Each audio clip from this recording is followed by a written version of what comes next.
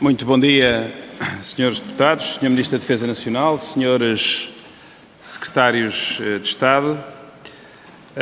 Vamos dar início à reunião da Comissão de Defesa Nacional, cuja ordem do dia é constituída apenas de um único ponto, que é a audição do Ministro da Defesa Nacional, na sequência dos requerimentos apresentados pelos grupos parlamentares do Bloco de Esquerda, a respeito da revogação do contrato de contrapartidas dos aviões C-295 da Força Aérea e do PSD, a respeito da avaliação do Tribunal de Contas ao processo de contrapartidas da aquisição das aeronaves C-295, passando pelo processo de compra de drones por parte do Exército para utilização na vigilância dos incêndios rurais e terminando na enorme derrapagem do orçamento para a reabilitação dos 5 pisos do ex-Hospital Militar de Belém e da utilização pela Autoridade Marítima Nacional do Sistema Integrado de Redes de Emergência e Segurança de Portugal, CIRESP, em território nacional.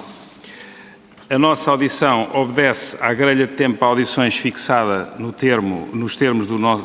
no nosso regulamento da Comissão, em que, sendo uma audição a requerimento de grupos parlamentares, os grupos requerentes fazem uma apresentação inicial de 5 minutos cada um, ao que se segue uma intervenção inicial do Sr. Ministro da Defesa Nacional, que está prevista demorar 8 minutos, mas considerando a extensão dos temas, talvez seja preciso, à semelhança da última audição, dar alguma tolerância ao Sr. Ministro, e depois uma primeira ronda em que cada um dos grupos parlamentares pode utilizar 5 minutos, merecendo uma resposta individualizada do Sr. Ministro da Defesa Nacional, ao que segue uma segunda ronda, em que cada um dos grupos parlamentares pode utilizar 3 minutos, merecendo também uma resposta individualizada do Sr. Ministro da Defesa Nacional, e, por fim, uma terceira ronda, em que os deputados que desejem usar da palavra se podem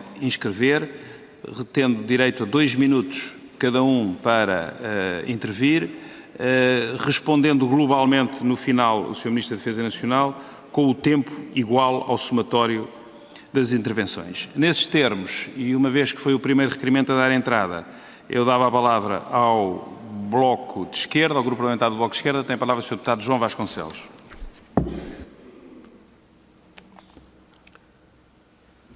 Muito obrigado, Sr. Presidente. Cumprimentar o Sr. Ministro, Sra. Secretária de Estado, Sr. Secretário de Estado, Srs. e Srs. Deputados, Sr. Comendador, Srs. Assessores.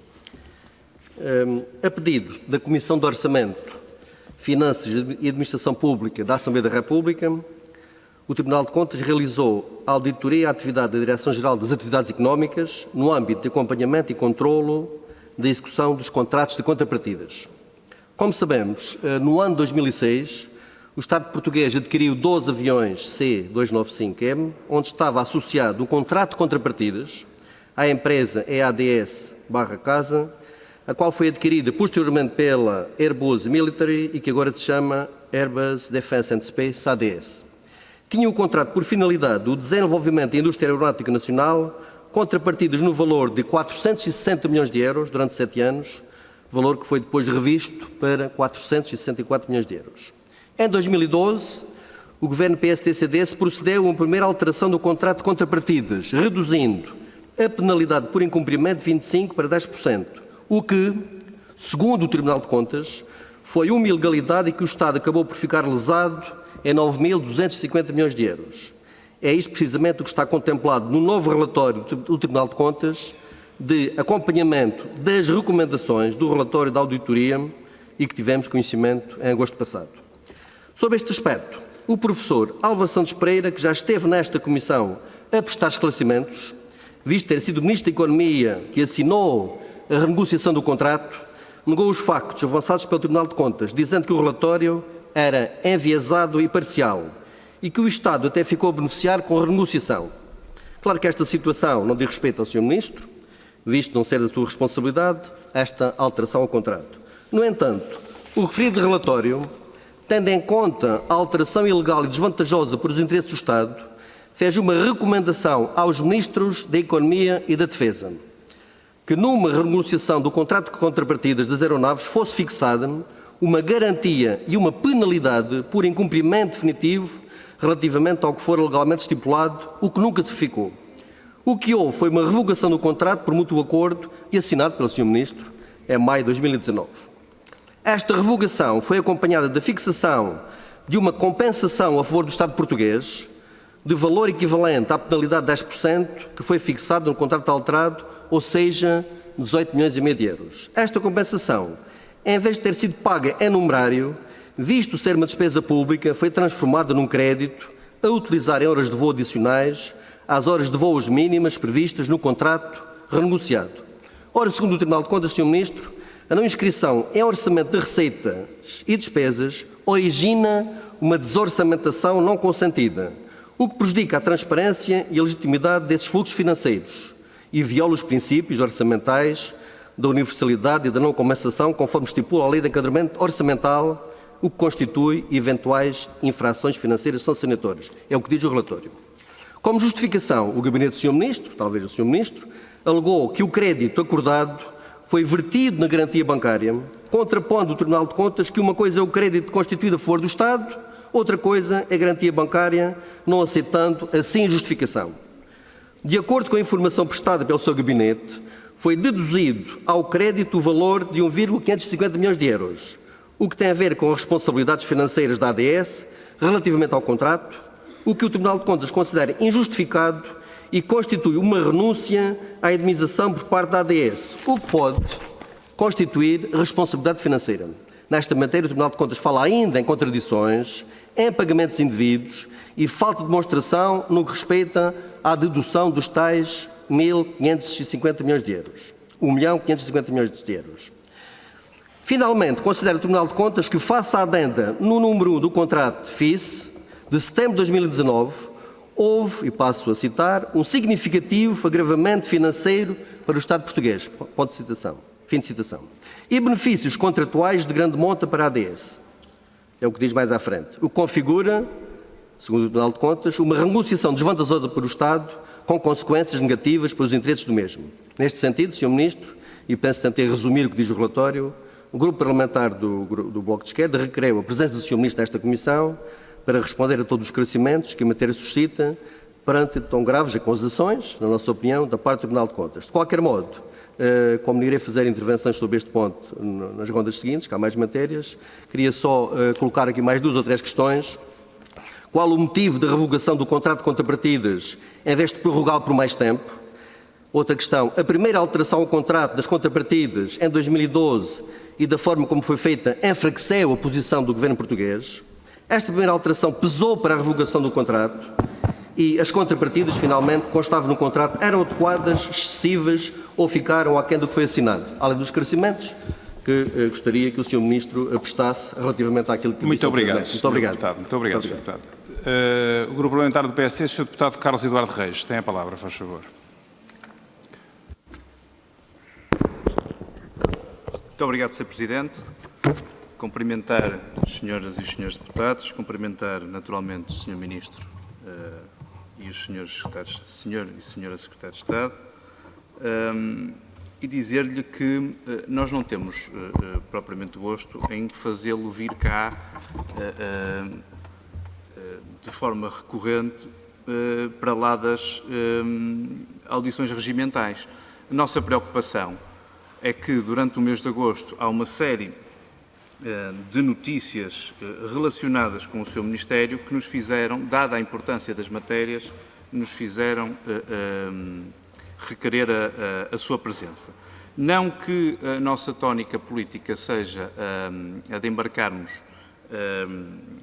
na política das notícias e da imprensa, mas porque há questões dessas notícias que são, de facto, relevantes e que nos carecem e sobre as quais temos muita preocupação, tanto é que já tínhamos falado sobre elas em audições anteriores. O nosso requerimento acho que é relativamente claro, embora entenda que é preciso fazer aqui um enquadramento, até para facilitar a tarefa do Sr. Ministro e podermos sair daqui todos com o esclarecimento cabal, pelo menos dos 3 grandes temas que são o cerne do nosso requerimento. O Hospital Militar de Belém, Nós já questionamos 2 vezes, como sabe, em audições anteriores, as razões da derrapagem desse hospital. Com certeza que nós entendemos que não é o Sr. Ministro que tem que estar a fazer essa fiscalização, mas é a sua tutela e, portanto, é assim que devemos pedir contas. E, de facto, as suas respostas anteriores foram bastante evasivas e, inicialmente, como sabe, estávamos a falar de uma requalificação que nos custava à volta de 250 mil euros por piso, já que são 3 pisos de remodelação. Chegámos ao final, é quase 1 milhão por piso e não se percebe se aquela requalificação tem, de facto, o motivo inicial de dar ao Serviço Nacional de Saúde mais um equipamento válido para o combate Covid, ou se estamos a valorizar o equipamento para ele depois, a infraestrutura, para ele depois ser cedido ou vendido. E, portanto, aqui a diferença entre valorizar e cuidar é para nós muito importante e perceber se o Ministério entregará isto ou não à Santa Casa da Misericórdia e se o Exército ficou comprometido nas suas missões, dada a derrapagem financeira. Depois a questão dos drones. O Ministério não é responsável pelos procedimentos, pelos problemas que os procedimentos concursais acarretam. O Sr. Ministro já o disse aqui e nós entendemos isso. Mas não queremos que se passe com os drones aquilo que, cronicamente, se tem passado com os Camov e com os helicópteros. Porquê? Porque dá a ideia que nós, Portugal, o Estado, compra equipamentos, que temos os equipamentos, mas que depois temos que alugar outros equipamentos.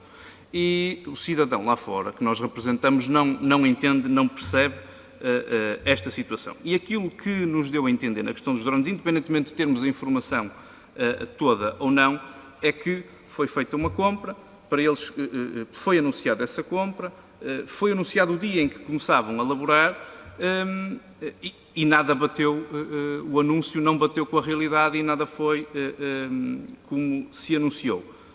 Anunciou-se que, de facto, esses drones iam fazer combate aos incêndios rurais e aquilo que acabou por acontecer foi a inatividade e a devolução desses mesmos drones à empresa, que até foi feito por um ajuste direto, portanto não há aqui razões concursais para poder obstaculizar a utilização dos drones, até porque, segundo o que lemos, era uma empresa que tinha uma tecnologia muito diferenciada e que, portanto, só poderia ser ela a fornecer.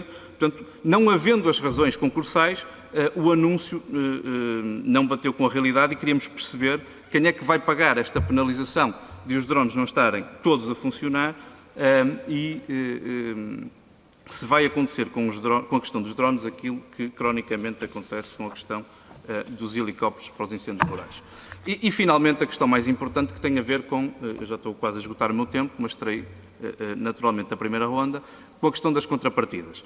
Muito rapidamente, para não infringir no tempo. O deputado João Vasconcelos, Bloco de Esquerda, já adiantou algumas das questões, mas dizer-lhe claramente que nós não esperávamos que o Sr. Ministro responsabilizasse o PST por esta questão. E que afinasse até num certo diapasão do Partido Socialista nos últimos anos tem sido, quando há algum problema, ou acham que há algum problema, culpar o governo de Pedro Passos Coelho e o governo do PSD-CDS. Não nos parece correto. E não nos parece correto colocar-se nessa posição, até porque o Ministro Álvaro Santos Pereira e o nosso Governo na altura e o Sr. Ministro foram 2 pessoas que tentaram resolver o problema. Portanto, até em tão elogioso que o posso fazer. O Sr. Ministro, desde que ocupou a pasta, teve antecessores, tentou resolver o problema. E, portanto, ficamos um bocado perplexos, até porque os estudos que há, parte económica e os pareceres jurídicos à altura, indicam que a renegociação foi bem feita. Tem que concluir. Vou concluir, Sr. Presidente. A renegociação foi bem feita em favor do Estado e que a questão da garantia não pode radicar na questão da garantia a justificação para dizer que o Estado foi lesado e que agora o Sr. Ministro não tinha outra solução que não a revogação por mútuo. Muito obrigado, Sr. Deputado. Eu penso que ficou clara a sua questão. Muito obrigado, Sr. Deputado. Sr. Ministro da Defesa Nacional, faz favor, tem a palavra para uma intervenção inicial. O tempo regimental são 8 minutos. O Ministro procurará gerir conforme... Muito obrigado, Sr. Presidente. Muito bom dia, senhoras e senhores deputados. Procurarei, de facto, cingir-me ao tempo atribuído, mas são 4 temas e, enfim, é difícil, portanto, agradeço desde já alguma tolerância. Tenho muito gosto em cá estar na Comissão de Defesa Nacional. Os 4 temas enunciados pelos senhores deputados nos requerimentos apresentados são o processo de compra dos drones, as obras no ex-Hospital Militar de Belém, a não utilização do sistema Ciresp pela Autoridade Marítima Nacional e o contrato de contrapartidas dos C295, portanto procurarei dizer alguma coisa sobre cada uma das matérias e depois teremos rondas subsequentes, porque naturalmente não será possível esgotar tudo aquilo que há a dizer. Sobre os drones, começando pelos drones, o processo de aquisição foi através de uma resolução de Conselho de Ministros, ou foi indicada por uma resolução de Conselho de Ministros, tendo como objetivo, obviamente, contribuir para o DECIR, o Dispositivo Especial de Combate aos Incêndios Rurais, embora tenha também como finalidade contribuir para o apoio a outras áreas governativas, em particular a área do ambiente e da ação climática, em matérias como a vigilância da orla costeira, áreas protegidas ou pedreiras. A decisão de adquirir estes drones, portanto, configura uma opção pela edificação de uma capacidade nova, uma capacidade tecnologicamente avançada e que nos projeta numa linha de desenvolvimento e modernização das Forças Armadas. Portanto, é uma capacidade que não se esgota em 2020, mas que tem por objetivo servir o país durante largos anos.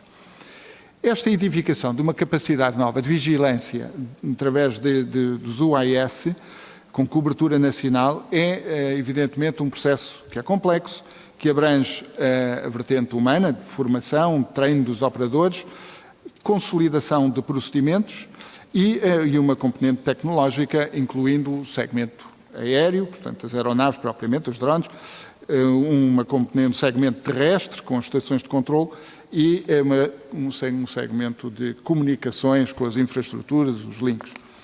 Sobre esta aquisição em concreto, quando a realização de testes, a Força Aérea verificou a não conformidade no sistema de motorização e no grupo propulsor elétrico de algumas aeronaves. E, neste sentido, solicitou a sua substituição pela empresa vendedora, o que explica os atrasos na operacionalização desta nova capacidade, que são atrasos que são de vosso conhecimento. Obviamente que o cenário ideal seria ter já todas as aeronaves disponíveis e operacionais.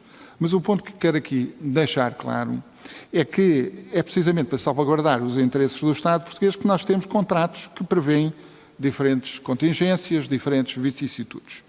E a posição contratual do Estado português encontra-se protegida na medida em que o pagamento do valor em falta à empresa vendedora está dependente da entrega de todas as aeronaves em estado operacional. Encontra-se ainda previsto, do ponto de vista contratual, a possibilidade de penalização da empresa por atrasos.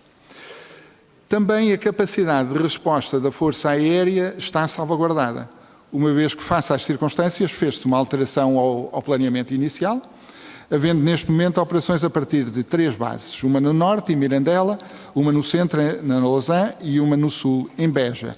E estes locais garantem a cobertura geográfica da área de vigilância atribuída, cumprindo assim a ambição inicialmente assumida. Nós tivemos, de 27 de julho a 30 de setembro, 312 horas de voo em missões de vigilância aérea e foram detectados e monitorizados vários eventos de incêndios e de rescaldos. Passando para as obras no antigo Hospital Militar de Belém. A intervenção no antigo Hospital Militar de Belém permitiu a disponibilização em tempo recorde de uma capacidade de até 150 camas para doentes Covid que não necessitassem de cuidados intensivos. E eu quero sublinhar a minha grande satisfação com a qualidade da obra e com o facto de termos agora não só um equipamento à disposição do país nesta emergência sanitária, como uma infraestrutura renovada que será no futuro aproveitado em benefício dos portugueses, particularmente daqueles que venham a necessitar de cuidados continuados. Ou seja, o investimento realizado representa um ativo para o futuro do país e esse ativo será devidamente valorizado pelas Forças Armadas. Não se trata de um bem consumível, um bem que se esgota com pouca utilização. Trata-se de um equipamento relevante numa área prioritária para nós. Portanto, é dinheiro que não se perde, sendo antes uma resposta nova que podemos oferecer às dificuldades com que o país se confronta. E o SNS, o Serviço Nacional de Saúde, comprovou isso, solicitando a ativação deste antigo Hospital Militar de Belém, o Centro de Apoio Militar, de modo a contribuir para o esforço que estamos atualmente a fazer de combate à pandemia, e desde julho passaram lá já 144 doentes infectados. Hoje estão lá 25 pessoas provenientes de diversos hospitais públicos da Grande Lisboa. Portanto, a criação deste centro de apoio e o correspondente apoio dado a quem precisou e quem precisa só foi possível porque existiu este investimento. E está a ser assim no presente, que sabemos que será assim também no futuro, e por isso estamos confiantes que tomamos a decisão correta ao apostar no hospital. Sobre a questão do custo final da obra, eu quero informar que o custo foi, efetivamente, bastante superior à estimativa inicial. E, precisamente, para conhecer em pormenor as razões para o desfazamento entre o valor inicialmente orçamentado e o custo final, solicitei, a 24 de julho, uma auditoria à Inspeção-Geral de Defesa Nacional, portanto, sobre este assunto. Neste momento, aquilo que posso dizer é que estou a aguardar pelos resultados de referida inspeção, que está agora na sua fase final. Não entendi bem a pergunta sobre se o Exército teria a sua missão comprometida. O Exército, isto é uma competência, a obra foi competência da Direção-Geral de Recursos de Defesa Nacional e não do Exército, e o Exército está a apoiar atualmente com médicos e enfermeiros e a cumprir plenamente a sua missão. Mas aquilo que é fundamental dizer é que, independentemente dos resultados da IGDN, que terão naturalmente as devidas consequências, nós não nos devemos desviar daquilo que é realmente importante e que é que este investimento reverte a favor do Estado português, do povo português, e constitui um ativo de especial importância no momento que vivemos. Sobre a questão do sistema Ciresp, isto é uma questão muito técnica sobre a qual eu pedi esclarecimentos a quem tem conhecimentos e quem tem competências na matéria. A não utilização do sistema Ciresp no mar é facilmente explicável pelas características próprias de funcionamento das comunicações marítimas, em linha com os tratados internacionais sobre o assunto, e que geraram uma prática comum, generalizada e padronizada de utilização de determinadas frequências por todos os navios e embarcações, tanto militares como civis. E sobre esse assunto, aliás, já tivemos a oportunidade, de forma bastante detalhada, de nos pronunciarmos em sede de resposta a perguntas parlamentares apresentadas pelas senhoras e senhores deputados. Passando para a questão das contrapartidas dos C295. Este também é, evidentemente, um assunto complexo, que é um assunto amplamente documentado, amplamente debatido ao longo dos anos, incluindo aqui em sede parlamentar. Não vou alongar sobre o momento inicial da aquisição das aeronaves, em 2006, nem sequer sobre o momento da renegociação do contrato de contrapartidas em 2012, que foi objeto de um conjunto de considerações por parte do Tribunal e de Contas e que teve também uma comissão de inquérito em 2014 sobre o assunto e teve aqui no passado dia 23 de setembro a audição do ex-ministro da Economia, Dr. Álvares Santos Pereira. Eu faço referência a esse período temporal apenas para melhor enquadrar as condições de contexto com que me deparei, e o contexto de uma enorme fragilidade negocial do Estado português, fruto dessa renegociação em 2012, que foi um contexto complicado ainda mais por um absoluto vazio de documentação no Ministério da Defesa Nacional e penso que também no Ministério da Economia sobre o processo negocial de 2012. O contrato de contrapartidas, já descrito pelo Sr. Deputado João Vasconcelos, tinha determinados objetivos, contrapartidas para a economia portuguesa, uma duração de 7 anos, uma penalidade de 25% para um incumprimento total ou parcial. E em 2012 houve modificações aos termos e às condições dos contratos, com uma nova obrigação contratual, a atribuição de um prazo suplementar de 6 anos e a diminuição da penalidade de incumprimento de 25% para 10%, entre outros aspectos, o que configurou uma ilegalidade, conforme explicado pelo Tribunal de Contas. Em julho de 2018, há uma segunda alteração que, na realidade, é apenas um prolongamento do contrato de contrapartidas para ganhar tempo para negociações face à aproximação do final do prazo do contrato. E é esse o cenário que eu encontro quando assumo funções em outubro de 2018, sendo necessário tomar um conjunto de decisões até o dia 15 de novembro deste ano de 2018. A cenarização avançada pela Direção-Geral de Assuntos Económicos do Ministério da Economia era a seguinte: ou se poderia prorrogar o prazo de execução do contrato de contrapartidas por 3 ou 4 anos, ou havia a faculdade de resolver o contrato de contrapartidas por incumprimento definitivo com execução da garantia por parte do Estado português.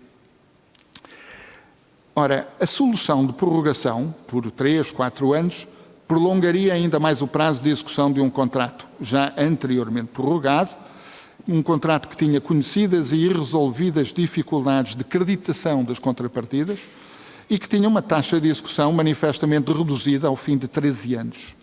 Portanto, a ideia de estender o mesmo contrato por mais alguns anos corresponderia a continuarmos a alimentar a ilusão com o argumento, sem qualquer fundamentação, de que agora é que vai ser. Nomeadamente, agora é que seria possível executar plenamente o contrato de contrapartidas e superar os problemas de creditação. Além disso, havia um problema adicional. Tendo o Tribunal de Contas identificado a ilegalidade da garantia de penalidade de 10%, uma renegociação, se a fizéssemos, obrigaria a aumentarmos para 15%, que é o mínimo legal. Ora, a Airbus não iria, evidentemente, abrir mão do seu ganho de causa em 2012, exceto se o Estado português compensasse com outras concessões. Portanto, a nossa posição negocial era extremamente frágil. A outra opção que foi identificada pela DGAI, que era a resolução do contrato de contrapartidas por incumprimento definitivo, com execução da garantia bancária, implicaria um processo moroso, um processo com custos para o Estado português e, sobretudo, com um resultado incerto quanto à valorização dos créditos e das transferências de tecnologia por parte de um tribunal arbitral.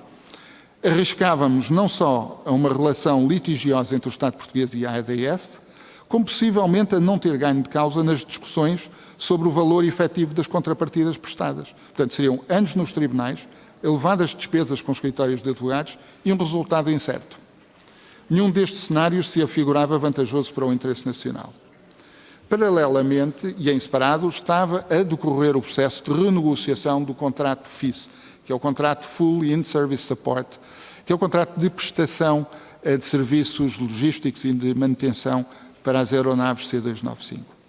Esta era uma renegociação que era fundamental para a Força Aérea Portuguesa, na medida em que só a ADS, que era a fabricante das aeronaves, possuía a necessária aptidão para a prestação dos serviços logísticos de manutenção às aeronaves e, portanto, só a existência de um contrato é que poderia assegurar a viabilidade, a disponibilidade operacional da frota. Portanto, neste cenário, preferimos embarcar por uma terceira possibilidade para o problema do contrato de contrapartidas, que era a revogação por mútuo acordo do contrato de contrapartidas, com uma compensação equivalente ao valor da penalidade de 10% do valor da obrigação das contrapartidas não executáveis e a configuração dessa compensação como crédito a integrar no âmbito do contrato de prestação de serviços logísticos para a manutenção das aeronaves C-295, portanto, o contrato FIS. Além disso, era também muito importante para nós que a revogação por mútuo acordo não fosse prejudicial para as empresas que já tinham contratos, projetos em andamento, nomeadamente as 3 empresas, a OGMA, a ETI e a Salvador Caetano. E, portanto, estabelecemos esse objetivo negocial. E consideramos que esta solução teve a virtude de pôr fim a um contrato que se arrastava há muitos anos sem previsibilidade positiva quanto à sua finalização e, simultaneamente, de contribuir em tempo útil para comatar as necessidades no âmbito do contrato FIS entre a Força Aérea e a Airbus. Em 2018, dezembro de 2018, faço um despacho em que identifico os vários cenários possíveis, explico aquilo que penso sobre cada um dos cenários e faço a minha opção pelo cenário que representava o mal menor para o Estado português e fui acompanhado nesse despacho pelo Sr. Ministro Adjunto da Economia. Portanto, esse foi o quadro de raciocínio em que o Estado português outorgou com a ADS, em maio de 2019, um acordo global, o acordo de revogação do contrato de contrapartidas entre o Estado português e a ADS e a carta de compromisso FIS para a atribuição ao Estado português de um direito de crédito de 18,5 milhões.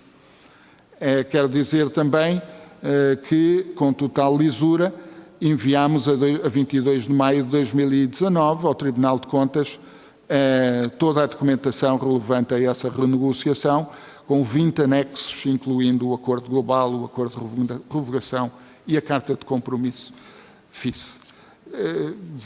Ficarei por aqui, apesar de ter muitas outras coisas para dizer para o assunto, para procurar respeitar o tempo dos senhores deputados e estou à vossa disposição. Muito obrigado. Esse último objetivo já não consegue atingir, não é? Porque o tempo já estava respeitado, mas não há problema, o Sr. Ministro também terá mais ocasiões para intervir. Muito obrigado, Sr. Ministro, pelo esforço de síntese e sistematização. Sr. Deputado Diogo Leão, do Partido Socialista, faz favor para colocar uma questão. Pedia-lhe que não interpretasse a tolerância do Sr. Ministro de forma literal. Procurarei, Sr. Presidente. Muito obrigado, Sr. Deputado. Muito obrigado, Sr. Presidente, Sr. Ministro, Senhoras e Senhores Secretários de Estado, os nossos melhores cumprimentos. Eu irei apenas centrar a minha intervenção no objeto comum dos requerimentos do Bloco de Esquerda e do PSD, isto é, a questão das contrapartidas dos C295. Sr. Ministro, pela leitura do atribulado historial do processo de contrapartidas celebrado entre o Estado português e o contratante originalmente em 2006, concluímos que quando o Sr. Ministro assumiu a pasta no final de 2018, esse assunto estava num claro impasse, quer do ponto de vista técnico, onde a DGAI e o contratante tinham já um longo historial de dificuldades do ponto de vista metodológico na fórmula e no montante de acreditação das contrapartidas efetivamente executadas, quer do ponto de vista político e de defesa do interesse público, já que o contrato renegociado em 2012 terminara o seu prazo de execução a 1 de agosto de 2018, sendo outorgadas prorrogações que, no fundo, serviram para permitir negociações. Ora, presumo que seja difícil para muitos cidadãos compreenderem como é que num contrato que vinha de 2006 e que com a renegociação de 2012 considerou uma obrigação de contrapartidas a favor de Portugal no valor de 464 milhões de euros, mais de 6 anos envolvidos, em fevereiro de 2019, a DGAI informava que apenas estava cumprido 46,6% desse montante, menos de 50%, em 12 anos de vigência.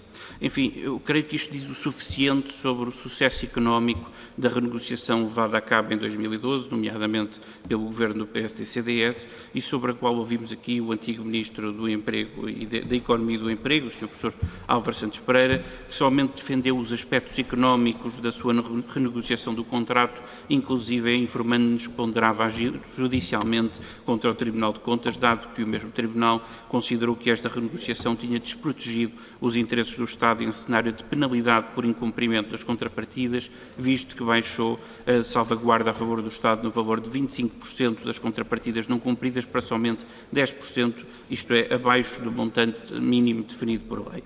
Uma das outras salvaguardas do contrato original de 2006 era a definição de metas intercalares para efeitos de aplicação de penalidades por mora no cumprimento das contrapartidas, o que certamente teria incentivado o contratante a um maior zelo na execução sob pena de agravamentos.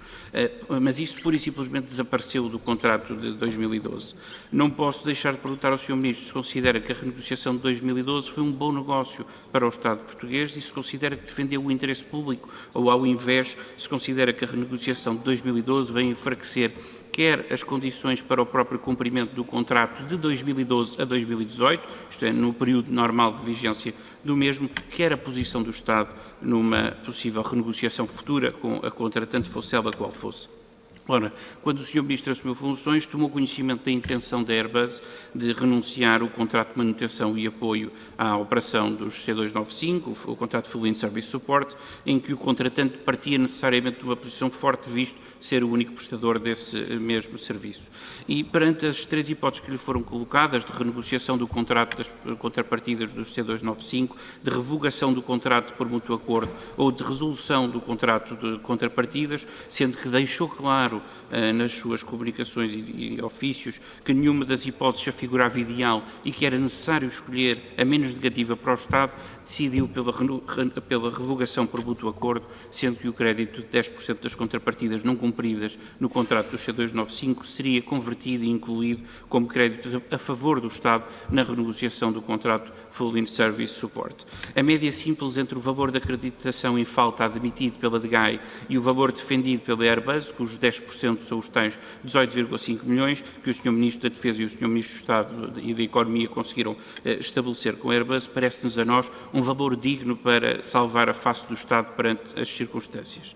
Ora, o Tribunal de Contas propõe que esta solução viola princípios orçamentais, chega a citar a Constituição em termos que determinam que o orçamento do Estado deve conter a discriminação de todas as receitas e despesas, cito, de modo a impedir a existência de dotações e fundos secretos.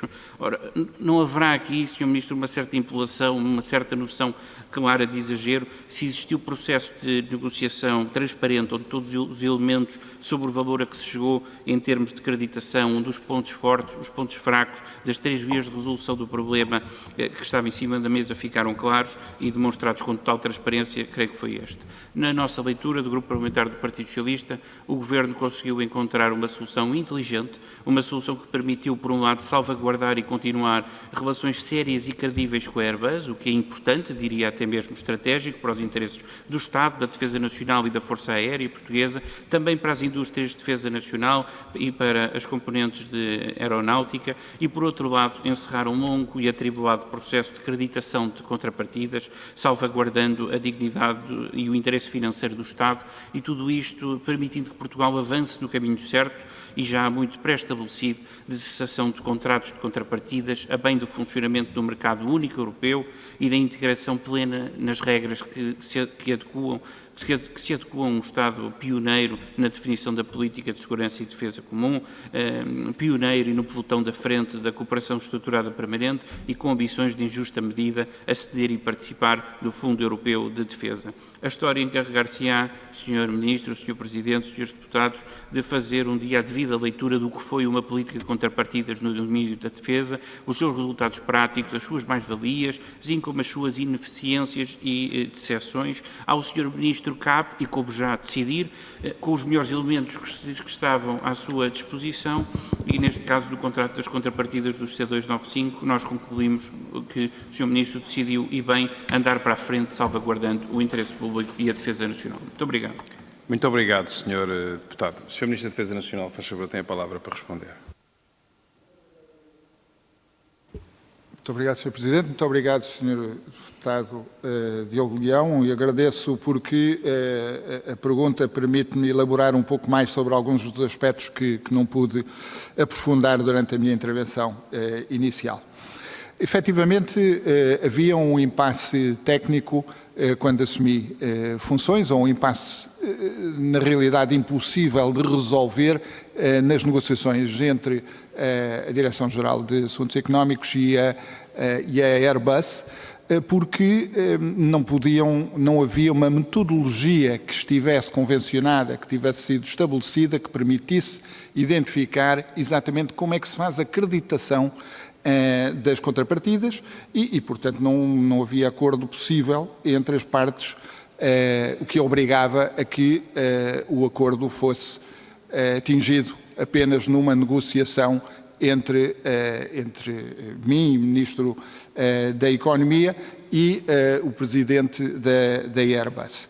Na altura, do lado da Airbus afirmavam que as contrapartidas em falta eram na ordem de 150 milhões de euros. Do lado da Direção-Geral da Economia, de Assuntos Económicos, diziam que eram 220 milhões de euros e, como digo, não havia metodologia acordada que permite. Isso é um erro que vem desde o início. Contudo, há em 2010, por volta de 2010, uma tentativa de corrigir esse erro pela Comissão Permanente de Contrapartidas, que identifica uma metodologia. Infelizmente, essa metodologia não foi depois incorporada no acordo de 2012. Se tivesse sido incorporada a metodologia proposta pela CPC, estaríamos eventualmente em melhor posição negocial. A CPC foi extinta, de forma que eu diria temerária. A CPC era um órgão independente e foi extinta, as suas responsabilidades foram passadas para um órgão sob tutela direta do Ministro, portanto, em relação à independência da instância, obviamente que não são matérias completamente diferentes, e penso que vale a pena os senhores deputados que estiverem interessados na matéria revisitarem o depoimento prestado pelo Sr. Embaixador Pedro Catarino à Comissão de Inquérito de 2014, em que ele explica vários aspectos relacionados com a extinção da CPC e o trabalho que a CPC vinha fazendo no âmbito dos contratos C295, entre muitos outros. Eu não quero alongar mais sobre a negociação de 2012, exceto para dizer que não reconheço as vantagens que o Estado português possa ter tido nessa renegociação e verifico que a posição em que estávamos em 2018 era uma posição de grande vulnerabilidade, de grande fragilidade face ao interlocutor que tínhamos do outro lado, a Airbus, que tinha tido vários ganhos negociais em 2012 e a nossa resposta foi a resposta possível nessa altura. O contrato FIS, a utilização das verbas da revogação mútua, portanto os 18,5 milhões para efeitos do contrato FIS, julgo terem sido a melhor solução possível para nós e para a Airbus. Para o Estado português, porque pagaria seguramente muito mais do que 18,5 milhões se tivesse de fazer um novo contrato FIS para aquele período que negociado autonomamente. É extremamente difícil negociar quando só há um fornecedor possível do outro lado. A Airbus, exatamente por ser esse fornecedor e por ter um outro diferente com o Estado português, estava disponível excepcionalmente para nos acordar um preço mais favorável. Há aqui, no entanto, um problema que reconheço de forma e que o Tribunal de Contas identifica, que é um problema complexo relacionado com a contabilização. Como é que, nas contas públicas, se contabiliza esse montante? Este é um problema que até agora não soubemos, nós não soubemos, e o próprio Tribunal de Contas, repare-se, não avança com soluções claras quanto ao mecanismo de contabilização. Há uma instância do Ministério das Finanças que tem responsabilidade por normas de contabilização. Fizemos apelo a essa instância para que nos ajudasse e a Força Aérea está a trabalhar, fez esse despacho na sequência da decisão, do relatório do Tribunal de Contas, fiz o despacho para a Força Aérea encontrar um mecanismo apropriado para contabilizar devidamente o montante que foi afetado ao contrato FIS. Muito obrigado, Sr. Deputado, Sr. Presidente. Muito obrigado, Sr. Ministro. O Grupo Parlamentar do PSD, Sr. Deputado Carlos Eduardo Reis. Tem a palavra, faz favor. Muito obrigado, Sr. Presidente. Eu vou ser telegráfico na parte do Hospital Militar, porque sei que tenho que ir às contrapartidas. provavelmente até concordamos. O Sr. Ministro disse que a obra tem muita qualidade, eu imagino que tenha, porque a derrapagem foi brutal, e imagino também que seja um ativo, mas que é um ativo caro. E eu gostava de ouvir, porque nunca vi ninguém dar uma razão para a derrapagem dizendo que o dinheiro é dinheiro que não se perde. Sr. Ministro, com sinceridade, nunca ouvi uma justificação desse género. E, portanto, eu vou perguntar-lhe de forma muito concreta. De onde é que vem a verba para acima dos 750 mil euros até aos 3 milhões e qualquer coisa? De onde é que vem essa verba? Porque quando eu digo que comprometiam as missões é porque se essa verba vem de algum lado, não é utilizada noutro tipo de infraestruturas ou noutro tipo de missões. E eu provavelmente não me expliquei bem quando falei do comprometimento em relação à alocação dessa verba para missões das Forças Armadas. Eu presumo que o Sr. Ministro não precisa da Inspeção-Geral da Defesa Nacional para saber de onde é que vem esse excedente de verba que no fundo tapa a derrapagem na obra do Hospital Militar de Belém. Portanto, essas duas questões gostava que o Sr. Ministro me clarificasse. Eu passo já para as contrapartidas, até porque os drones, há outro colega que falará sobre isso, tentando esclarecer a ideia de que a única coisa que voa em relação aos drones é mesmo o dinheiro. E em relação às contrapartidas, há aqui várias coisas que foram ditas, tanto pelo Partido Socialista e pelo deputado Leão, como pelo Sr. Ministro, que me deixam satisfeito. E a primeira é que o Sr. Ministro disse que não podíamos continuar com a ilusão. E isto vai muito de encontro àquilo que nos disse também o ex-ministro Álvaro Santos Pereira e aquilo que o PSD tem vindo a dizer, que as contrapartidas eram de facto uma ficção e que foram feitas para não serem cumpridas. E eu também concordo com o Sr. Ministro. Se não podíamos continuar com a ilusão, alguma coisa tinha que ser feita e já na minha primeira intervenção no enquadramento do requerimento elogiei o seu posicionamento de pelo menos tentar resolver um problema que existia para o Estado.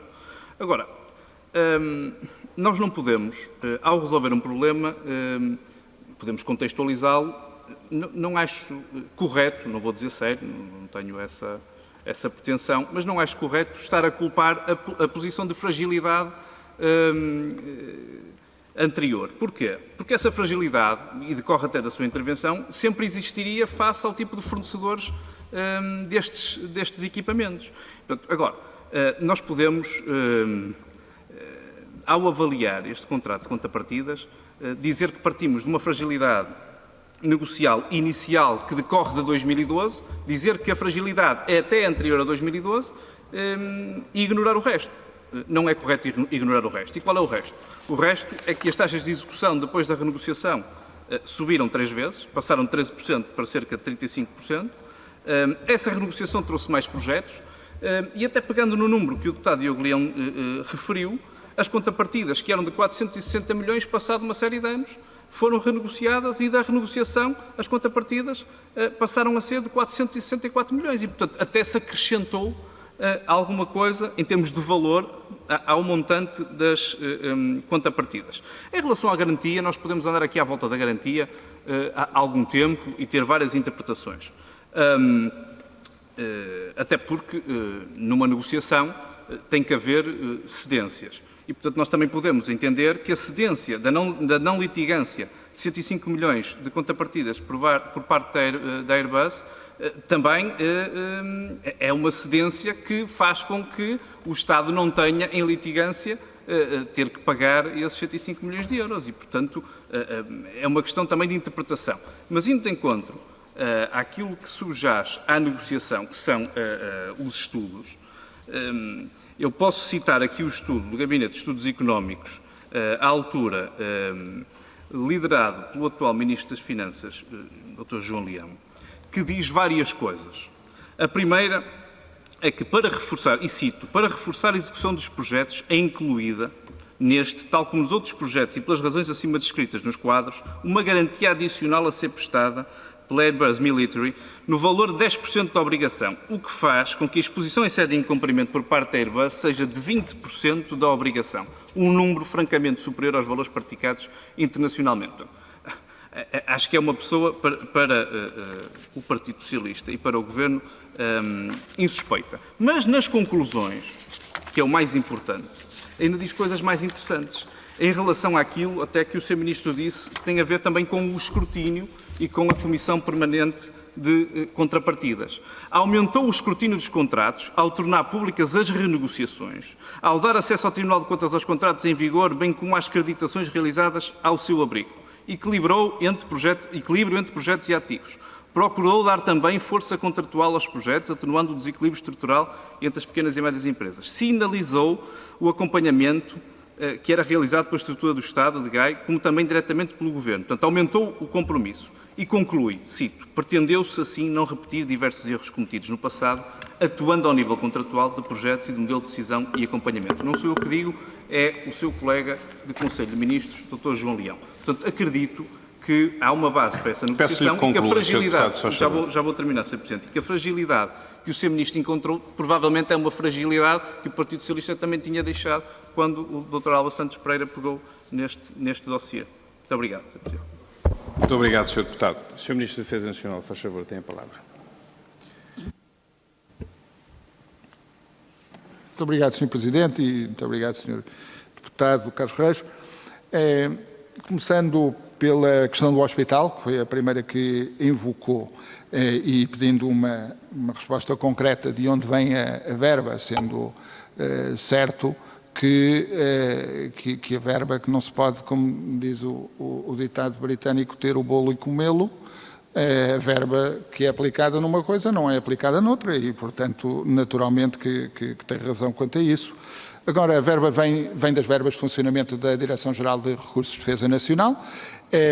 Há um desvio muito significativo em relação à estimativa inicial e o resultado final, os custos finais, na ordem dos 2,6 milhões de euros mais IVA. A estimativa inicial tinha sido 750 mil mais IVA.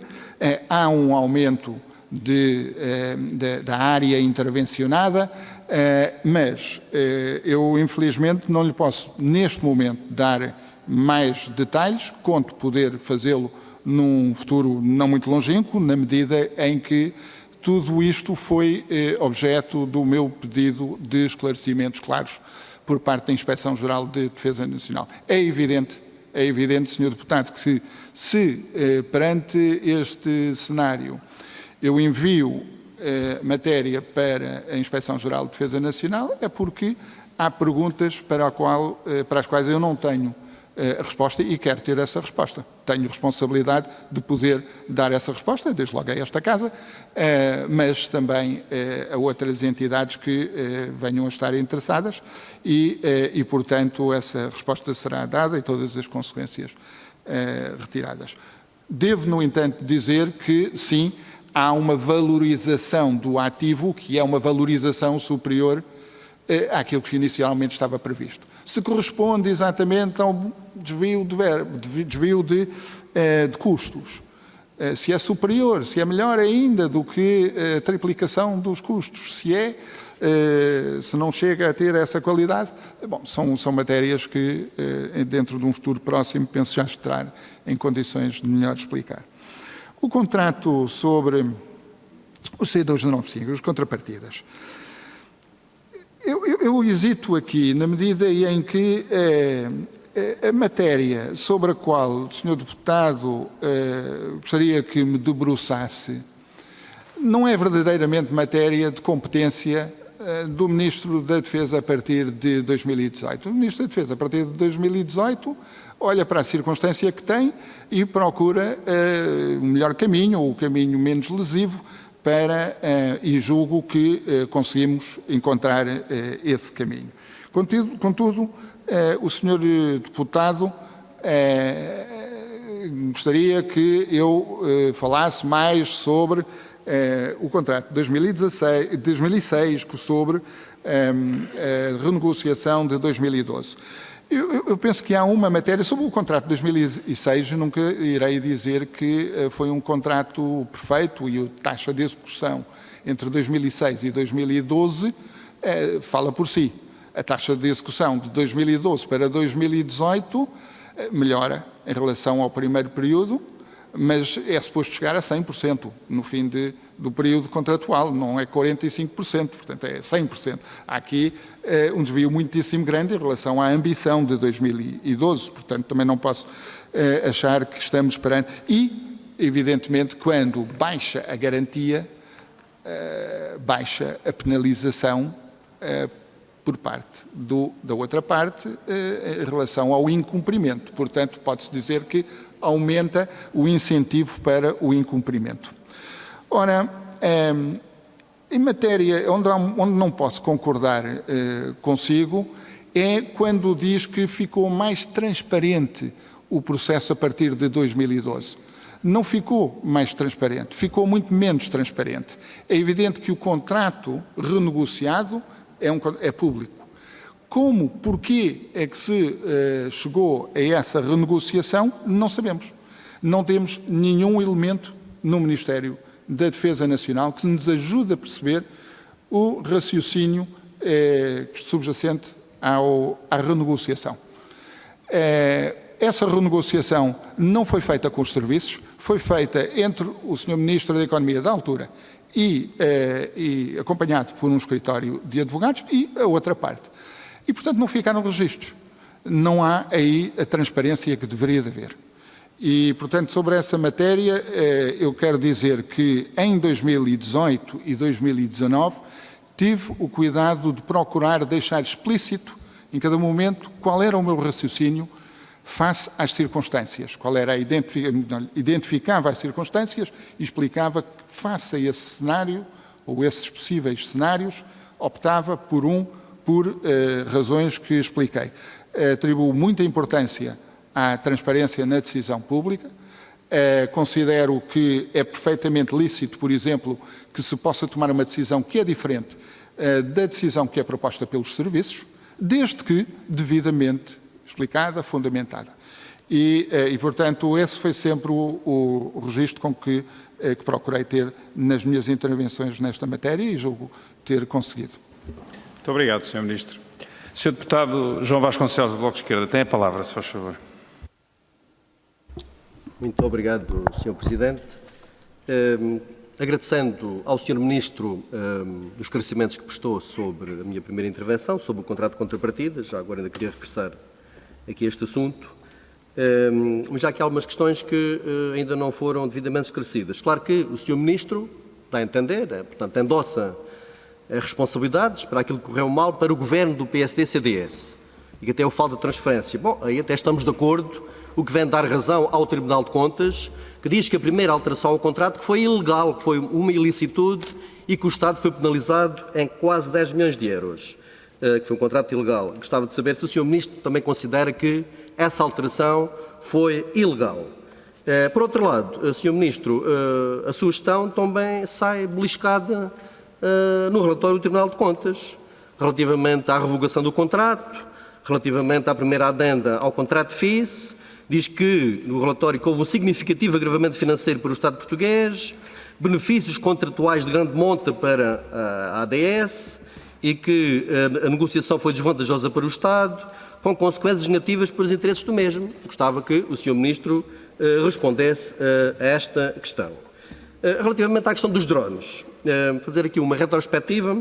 Como se sabe, em 18 de maio passado, o Governo determinou a aquisição de 12 drones, o AS Classe 1, portanto, Sistema Aéreo Não Tripulado, para a vigilância aérea no âmbito do dispositivo de combate a incêndios rurais, no valor de 4,545 milhões de euros.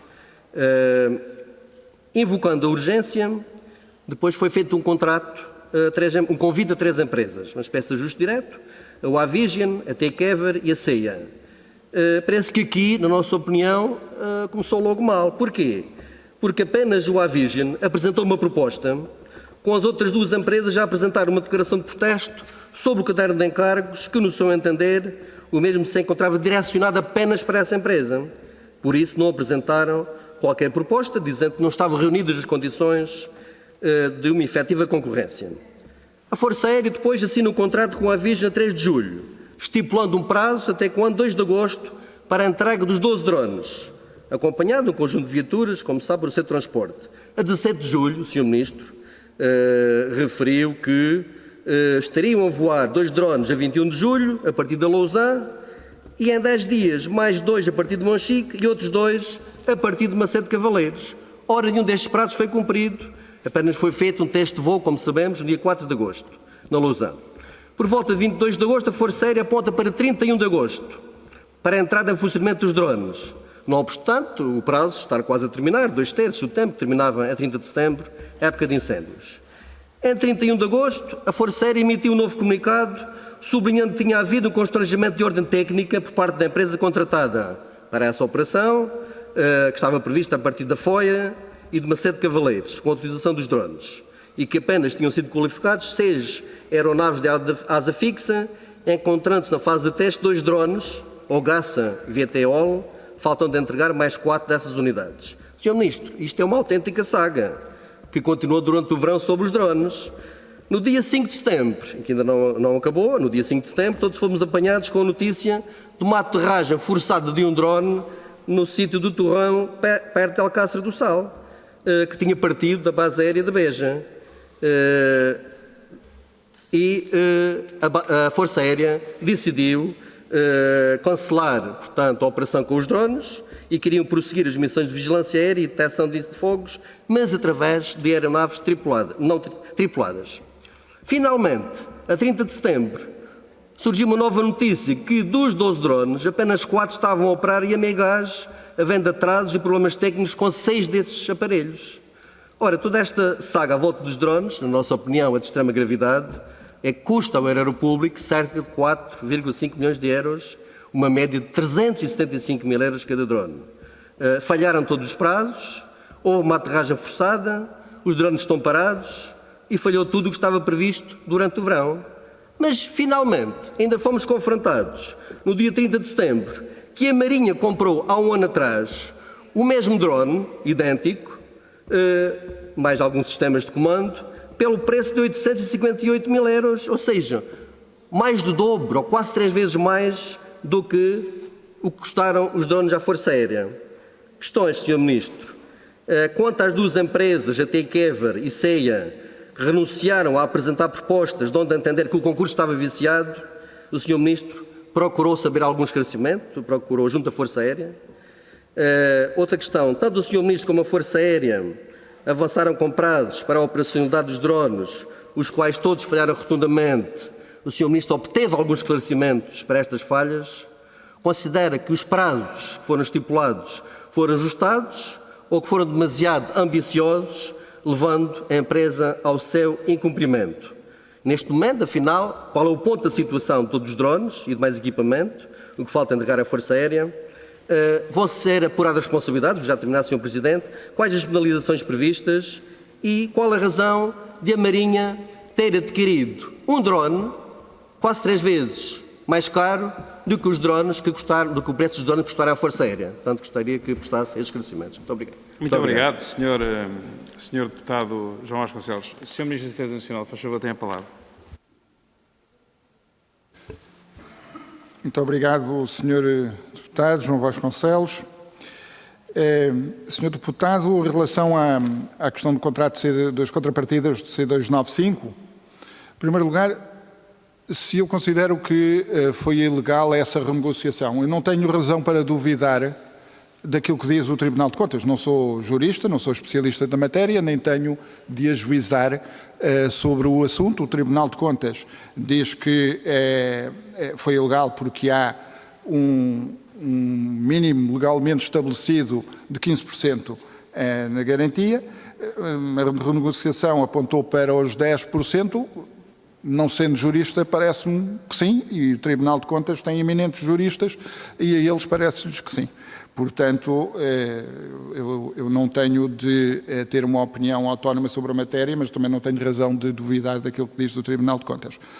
Quanto à questão do contrato FIS e do alegado agravamento financeiro para o Estado.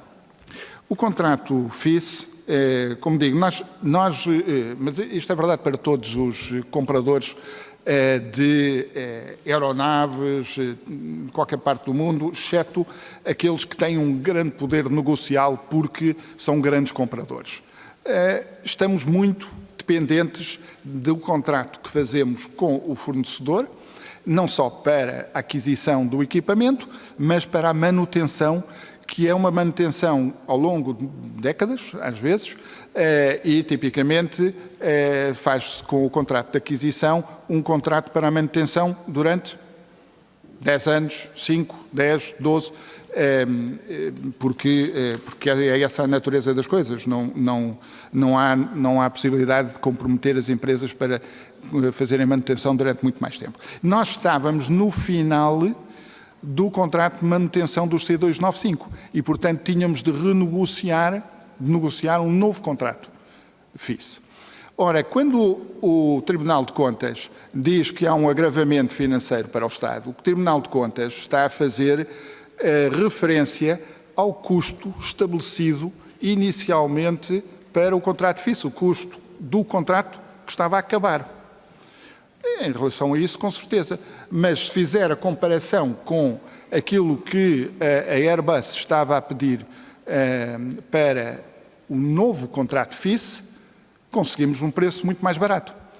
E é essa a comparação que precisa de ser feita, porque o contrato com termos mais favoráveis era um contrato a acabar e nós tínhamos de negociar com o único fornecedor que havia, que por acaso era a Airbus.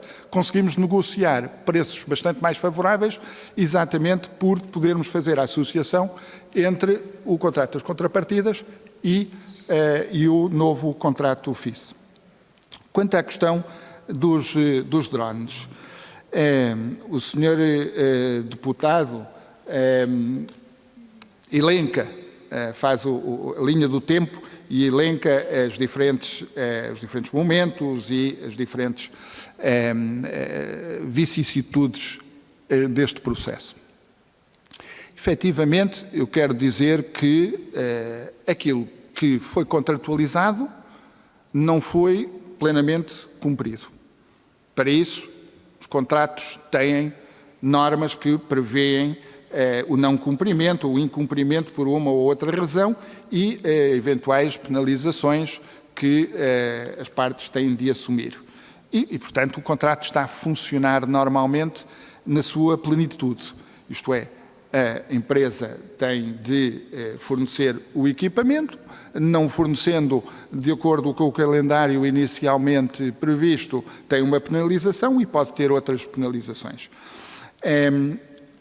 O ideal teria sido que o contrato fosse cumprido exatamente como inicialmente tinha sido idealizado.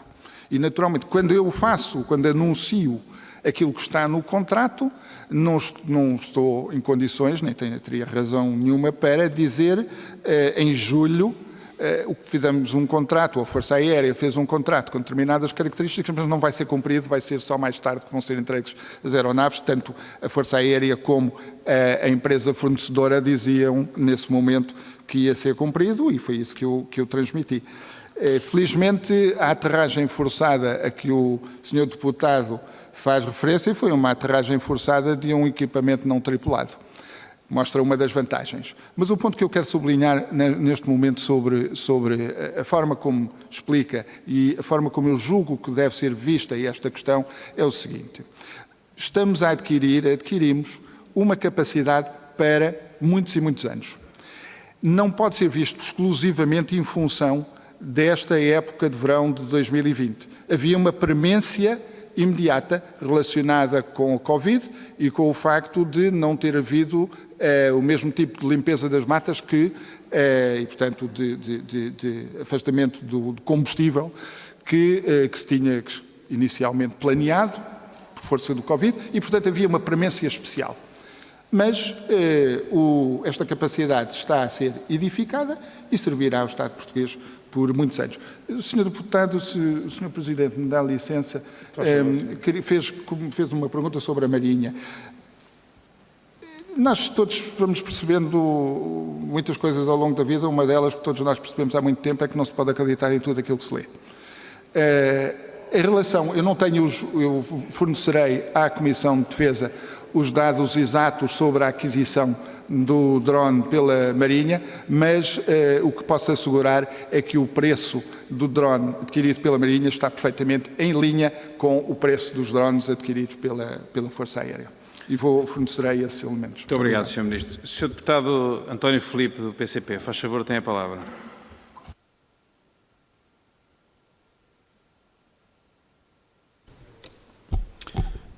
Sr. Presidente, muito obrigado. Eu irei fazer duas considerações e colocar uma questão sobre dois temas aqui referidos, contrapartidas e drones, e depois terei de me ausentar para outra audição que está a decorrer em simultâneo. Eu sobre as contrapartidas, isto eu diria que é um dos maiores embustes da nossa história contemporânea em matéria de política de defesa nacional e também com relações óbvias com a área da economia. Isto porque eu ainda me lembro de uma reunião desta Comissão em que o Ministro da Defesa, ao tempo, Paulo Portas, se referiu aos contratos de contrapartidas que tinham sido celebrados como algo de comparável em termos financeiros ao quadro comunitário de apoio.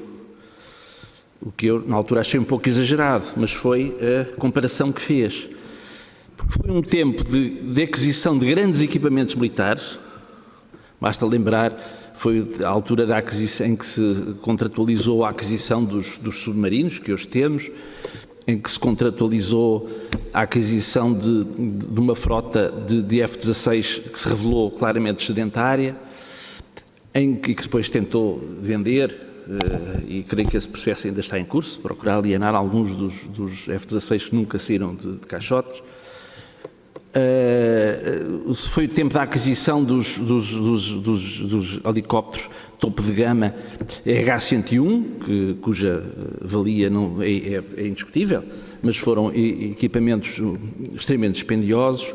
Foi a aquisição de um grande número de blindados Pandur, foi a aquisição das fragatas da classe Vasco da Gama, enfim, foi uma fase de aquisição de grandes equipamentos militares que implicaram para o país um esforço financeiro muito grande ao longo enfim, o cronograma financeiro da Lei de Programação Militar estabelecida nessa altura foi um cronograma financeiro muito exigente para os recursos públicos do Estado português, mas havia as contrapartidas.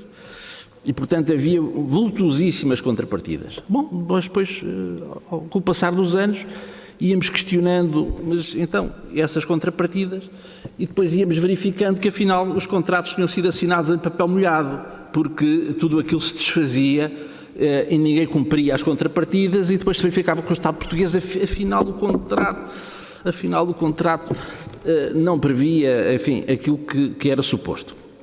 Portanto, eu creio que esta saga se vai arrastando e, enfim, à medida que o tempo vai passando, vamos vendo o embuste que foi toda esta operação contrapartidas, que afinal tudo espremido acabou por ter muito pouco sumo. Eu sobre os drones, a questão que queria colocar é sobre a questão dos drones e sobretudo sobre a questão da política de aquisição de drones. Porque nós vamos vendo notícias várias, e já aqui foram referidos vários exemplos de aquisição de drones por vários ramos das Forças Armadas, ou seja, as notícias relativas à aquisição dos drones pela Força Aérea este ano para correr a situações relacionadas com os focos hostais e que já se viu que ficou muito aquém daquilo que era suposto, isso já foi aqui reconhecido. Mas depois há notícias também da aquisição de drones semelhantes pela Marinha, também há notícias de vez em quando da aquisição de drones pelo Exército. E a questão que eu queria colocar é qual é a política de aquisição de drones. Ou seja, numa altura em que tanto se fala em sinergias entre os vários ramos das Forças Armadas, em que inclusivamente foi atribuído um papel ao Estado-Maior-General das Forças Armadas no plano de haver alguma coordenação entre a ação dos vários ramos das Forças Armadas. As notícias que vemos referem-se a aquisições de drones pelo Exército por um lado, pela Marinha por outro lado, pela Força Aérea por outro, sem que se perceba exatamente se há ou não alguma política de coordenação relativamente à aquisição de drones para as Forças Armadas portuguesas. E, portanto, a pergunta que eu queria colocar tem que ver fundamentalmente com isto. Qual é o critério pelo qual os vários ramos das Forças Armadas portuguesas vão procurando adquirir drones, se o fazem de uma forma isolada ou se há, do meu ponto de vista deveria haver, na lógica daquela que é hoje a organização das Forças Armadas, alguma coordenação ou centralização, se quiser, relativamente à política de aquisição de drones. Muito obrigado. Muito obrigado, Sr. Deputado António Filipe. Sr. Ministro da Defesa Nacional, faz favor, tem a palavra. Muito obrigado, Sr. Presidente. Muito obrigado, Sr. Deputado António Filipe. Uma nota prévia só para informar que, efetivamente, há um processo de venda de 5 F-16 à Roménia. 2 foram entregues, 2 serão entregues no final deste mês ou no princípio de novembro e um em 2021, com um valor acrescentado significativo para Portugal, na medida em que se fez a adaptação, de acordo com as especificidades, as necessidades específicas da Força Aérea da Roménia, fez-se a adaptação em Portugal, em Montreal e na OGMA, e isso representa um negócio muito significativo, tanto para a Força Aérea como para a nossa indústria aeronáutica. Em relação à questão dos drones, efetivamente, o Sr. Deputado coloca uma questão de fundo, uma questão importante, e que me leva às seguintes considerações. Em primeiro lugar, há drones e drones, ou seja, drones têm capacidades diferentes. Quando falamos de drones, estamos a falar de aparelhos que têm algumas características em comum, mas depois capacidades muito distintas. E essas capacidades muito distintas levam a que possam ser algum certo tipo de drones úteis para certo tipo de operações mais próximas de um ramo ou de outro ramo, enquanto que outros drones podem ser multifunções. No requerimento feito pelo PSD há um lapso, presumo eu, porque fala dos drones do Exército. Ora, os drones do Exército são aparelhos pequenos, não tem nada a ver com os drones que nós estamos agora a falar, que são drones para combate, melhor para voar 12 horas, 10 horas, 12 horas e para vigilância em matéria de incêndios. Os do Exército, que estão atualmente a ser utilizados, por exemplo, na República Centro-Africana, dão-nos uma capacidade de reconhecimento do terreno completamente diferente, mas são drones pequenos, têm autonomia de 2, 3 horas e não de 10, 12.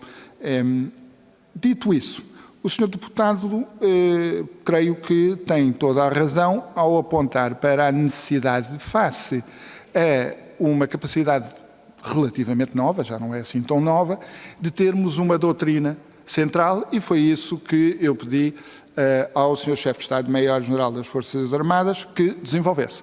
E, portanto, os drones, de que temos estado a falar, de combate aos incêndios, serão operados por militares da Força Aérea, mas também por militares do Exército, também por militares da Marinha, porque se pretende que os 3 ramos tenham capacidade de utilização de drones, não necessariamente estes que não têm uma afetação militar, foram comprados para outros fins, mas no futuro, e as Forças Armadas Portuguesas serão dotadas de capacidade de drones de vários tipos e tamanhos diferentes, e tem de haver uma doutrina que está a ser desenvolvida, central, e uma afetação da sua utilização, uma lógica única, comandada pelo Estado-Maior-Geral das Forças Armadas. O mesmo também se poderia dizer sobre futura capacidade na área espacial. Portugal não é candidato a desenvolver nenhum tipo de guerra de estrelas, mas penso que dentro de poucos anos teremos uma pequena constelação de satélites que suprem as nossas necessidades de comunicação e já agora representaria uma enorme poupança em termos dos custos que nós atualmente temos com comunicações por satélites que pertencem a outros, satélites comerciais, satélites que pertencem a outros países e que nós alugamos para efeitos das comunicações das nossas forças nacionais destacadas. E, portanto, uma constelação de satélites das Forças Armadas será uma constelação que não é de um ramo ou de outro ramo ou do terceiro ramo, será comandado pelo Estado-Maior-Geral das Forças Armadas e utilizada pelos 3 ramos. Portanto, naturalmente que há necessidade de fazermos esse adornamento, esse desenvolvimento face a novas capacidades e agradeço ao Sr. Deputado a oportunidade para dar esta explicação à Assembleia. Muito obrigado. Muito obrigado, Sr. Ministro. Vamos dar início à segunda ronda. Tem a palavra para uma intervenção de 3 minutos a Sra. Deputada Lara Martim, do Partido Socialista. Faz favor, Sra. Deputada. Muito obrigada, Sr. Presidente. Cumprimento o Sr. Presidente, Sr. Ministro, Sra. e Sr. Secretário de Estado. Sr. Ministro, eu gostaria de voltar aqui a 2 dos temas que já foram abordados. O primeiro deles, o Centro de Apoio Militar ao Covid-19. Para nós, este foi um investimento muito importante para apoiar o SNS e há 3 aspectos que nós consideramos que não é possível ignorar-se. Primeiro, o extraordinário trabalho de reabilitação que foi efetuado em circunstâncias muito difíceis, mas acima de tudo numa altura em que o país necessitava deste investimento e um trabalho realizado também em tempo recorde. Em segundo lugar, a utilização efetiva que o hospital tem tido, já albergou 143 doentes infectados, atualmente tem 25 internados e nós não podemos também ignorar a utilização que ele continuará a ter, porque sabemos bem que a pandemia ainda não terminou e estamos perante uma importante capacidade de 150 camas. E em terceiro lugar, a certeza que este investimento não será perdido, dado o destino posterior do ex-hospital em benefício dos portugueses que necessitem de cuidados continuados. A questão que se coloca, como já aqui foi referida, é do aumento significativo dos custos, resultado provavelmente de um conjunto de decisões que foram tomadas para melhorar significativamente a obra inicialmente prevista em prol do bem público, valorizando o edifício e as condições do edifício. É certo também que as razões para a derrapagem desta obra têm de ser apuradas e por isso é com satisfação que nós constatamos a realização de uma auditoria solicitada pelo Sr. Ministro, numa postura também de transparência e ficaremos, claro, a aguardar também os resultados do relatório final e as consequências desse mesmo relatório. Mas, Sr. Ministro, eu julgo que acima de tudo importa percebermos que benefícios adicionais surgem desta obra e esta era a minha primeira questão.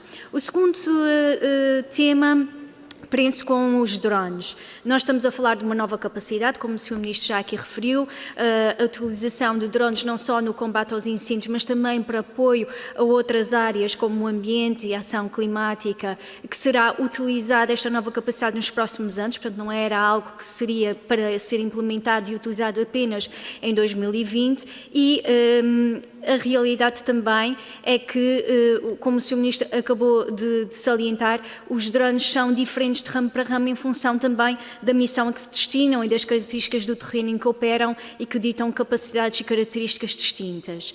E neste âmbito, neste dossiê dos drones, há algo que nós não podemos ignorar, que também já aqui foi referido, que se prende com a aquisição de equipamento que depois não correspondeu na totalidade àquilo que era esperado.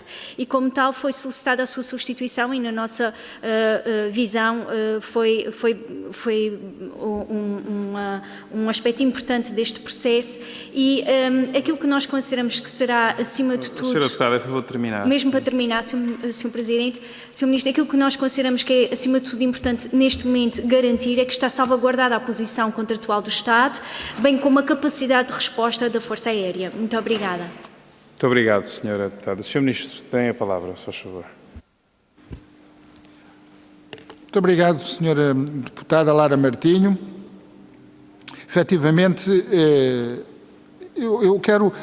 Faz parte da natureza das coisas que um órgão fiscalizador, como obviamente que é em relação à atuação do Governo, à Assembleia da República, ou a imprensa na função que cumpre no sistema democrático, que olhem para aspectos que possam não ter corrido da melhor maneira e que omitam, por vezes, aquilo que corre bem. E eu gostaria de dizer, em relação àquilo que nós convencionamos chamar o CAMP Covid, o Centro de Apoio Militar de Combate à Pandemia, representa uma obra de reabilitação de um hospital de grande utilidade, feito em tempo recorde. 3 semanas eu visitei, tive a oportunidade de ver vários turnos de operários a funcionar 24 horas por dia durante 3 semanas para conseguir fazer uma reabilitação em tempo recorde, num momento em que não sabíamos de todo o que o futuro nos reservava e o que a pandemia nos reservava. E até, por ironia, acontece que quando se terminou a obra, até se julgou que talvez ela já não fosse necessária. Mas hoje em dia sabemos que, felizmente, que temos esse ativo, porque ela tem vindo a revelar-se de grande utilidade, tanto assim que, para além dos 130 pessoas que já passaram, 130 pessoas que já passaram pelo CAMP Covid, referenciadas pelo Serviço Nacional de Saúde, estamos em negociações, ou há negociações entre o Exército, que está atualmente a gerir o centro, e a ARS de Lisboa e Valdo Tejo, para aumentar a disponibilidade de camas para corresponder a eventuais necessidades que possa haver no futuro. Portanto, para efeitos imediatos, seja de combate à pandemia, ainda vai ser muito útil nos tempos mais próximos. Para o futuro mais longínquo, como disse, mantém-se a ideia que há desde o princípio de destinar esta infraestrutura a cuidados continuados. A ideia que temos é que este edifício ficará sob responsabilidade do Hospital das Forças Armadas, mas o Hospital das Forças Armadas estabelecerá um acordo, esperemos, é preciso ainda fazer a negociação devida, com a Santa Casa da Misericórdia e com a Câmara Municipal de Lisboa para que possa ser um centro para cuidados continuados e obviamente, para isso, a nossa posição, a posição das Forças Armadas e do Ministério da Defesa, ficará muito reforçado pelo investimento que já foi feito. Muito obrigado, Sr. Ministro. Se puder concluir, se faz favor. Em outro momento, regressarei, então, procurarei responder à questão colocada sobre a posição contratual face aos donos. Muito obrigado, Sr. Ministro. Sr. Deputado Paulo Muniz, do PSD, tem a palavra, faz favor. Muito obrigado, Sr. Presidente. Cumprimento o Sr. Ministro, Sra. Secretária de Estado, Sr. Secretário de Estado. Sr. Ministro, sobre o tema das comunicações da Autoridade Marítima Nacional, Vossa Excelência teve a amabilidade de nos dizer no início da sua intervenção que se tratavam de frequências e comunicações marítimas. Esta é uma realidade que não é de facto aquilo que nos traz aqui, não é a pergunta, nem tão pouco é as respostas que o Sr. Ministro deu por escrito sobre essa matéria e que a elas em pouco irei citar.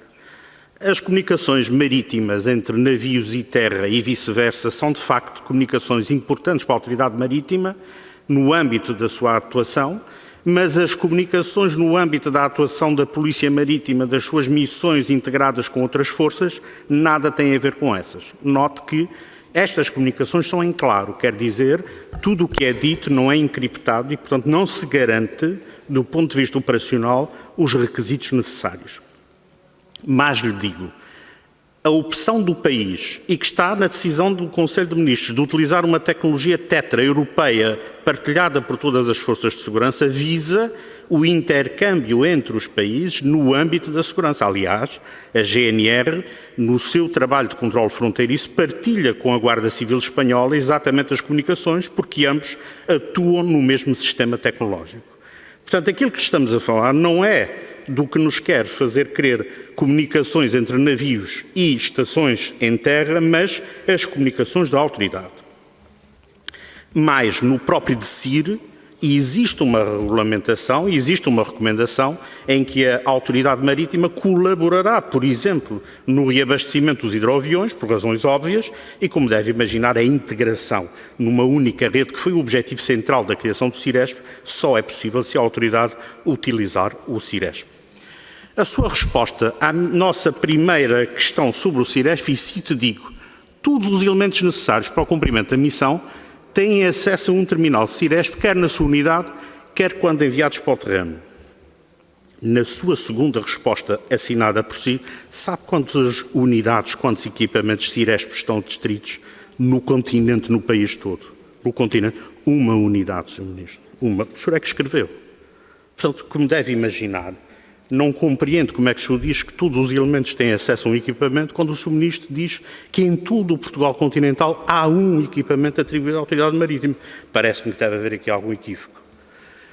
O Sr. Ministro, em relação aos Açores, sabe quantos equipamentos estão distritos às forças da Autoridade Marítima Nacional? Naquilo que o senhor escreveu, 0. Ó Sr. Ministro, o rigor nestas respostas, do nosso ponto de vista, transparece o profissionalismo da atuação e não nos parece que neste caso seja o que acontece. Finalizo com um pormenor importante. Na primeira questão, perguntei-lhe quanto é que isto custava e o que foi dito foi que o único custo foram os 33 mil euros de investimento. Na sua segunda resposta, diz-me que totalizou nos últimos 5 anos 224 mil euros. Muito obrigado, em que é que ficamos, Sr. Ministro? Muito obrigado, Sr. Deputado. Sr. Ministro, faz favor, tem a palavra. Muito obrigado, Sr. Presidente. Muito obrigado, Sr. Deputado Paulo Ministro. Estas questões que colocam relevam de uma enorme tecnicidade, são matérias extremamente técnicas que, muito francamente, não passam pela minha secretária.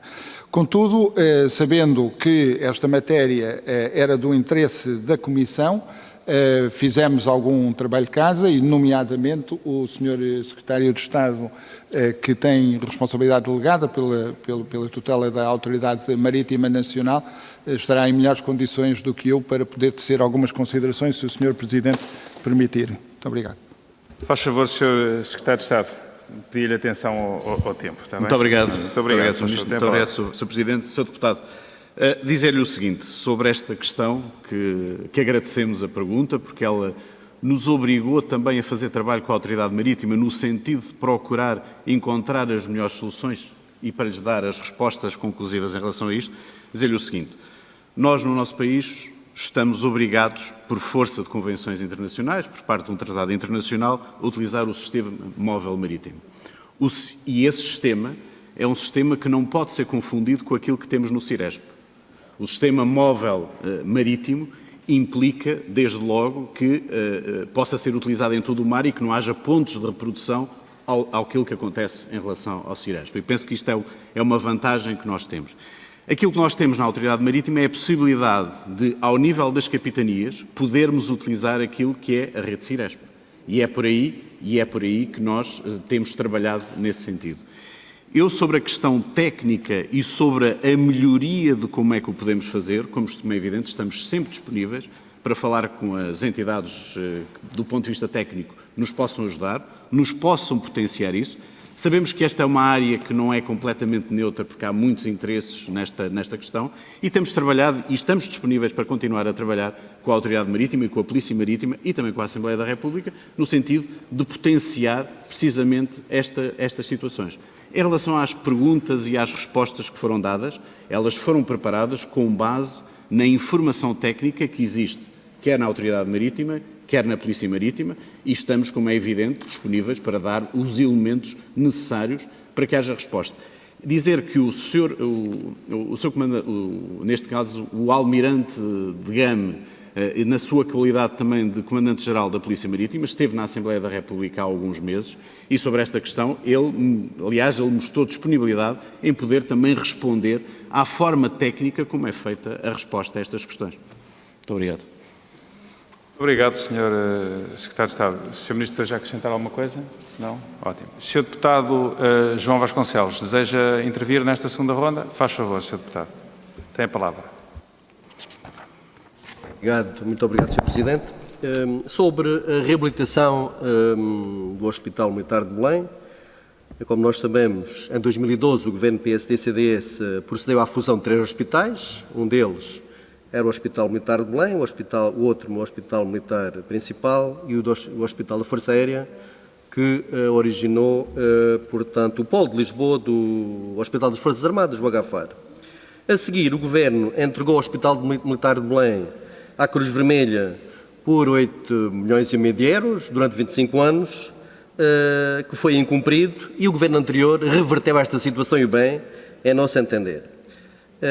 Devido à Covid, em março passado, foram anunciadas obras de requalificação em alguns pisos deste hospital e também foi noticiado, o Sr. Ministro também o referiu, que iria ser entregue posteriormente à Câmara Municipal de Lisboa, em parceria com a Santa Casa da Misericórdia de Lisboa, para daí surgir um polo de saúde, onde estaria também integrado, portanto, uma unidade de cuidados continuados. Mas este processo, no nosso entender, foi sempre difuso, nunca se percebeu bem. Como disse, o hospital foi ocupado, foram feitas as obras, algumas pessoas, portanto, foram lá internadas, como o Sr. Ministro há pouco referiu, devido ao Covid, e tivemos, com o anúncio das obras, o investimento previsto, que também já foi falado, situava-se entre os 500 e os 750 mil euros.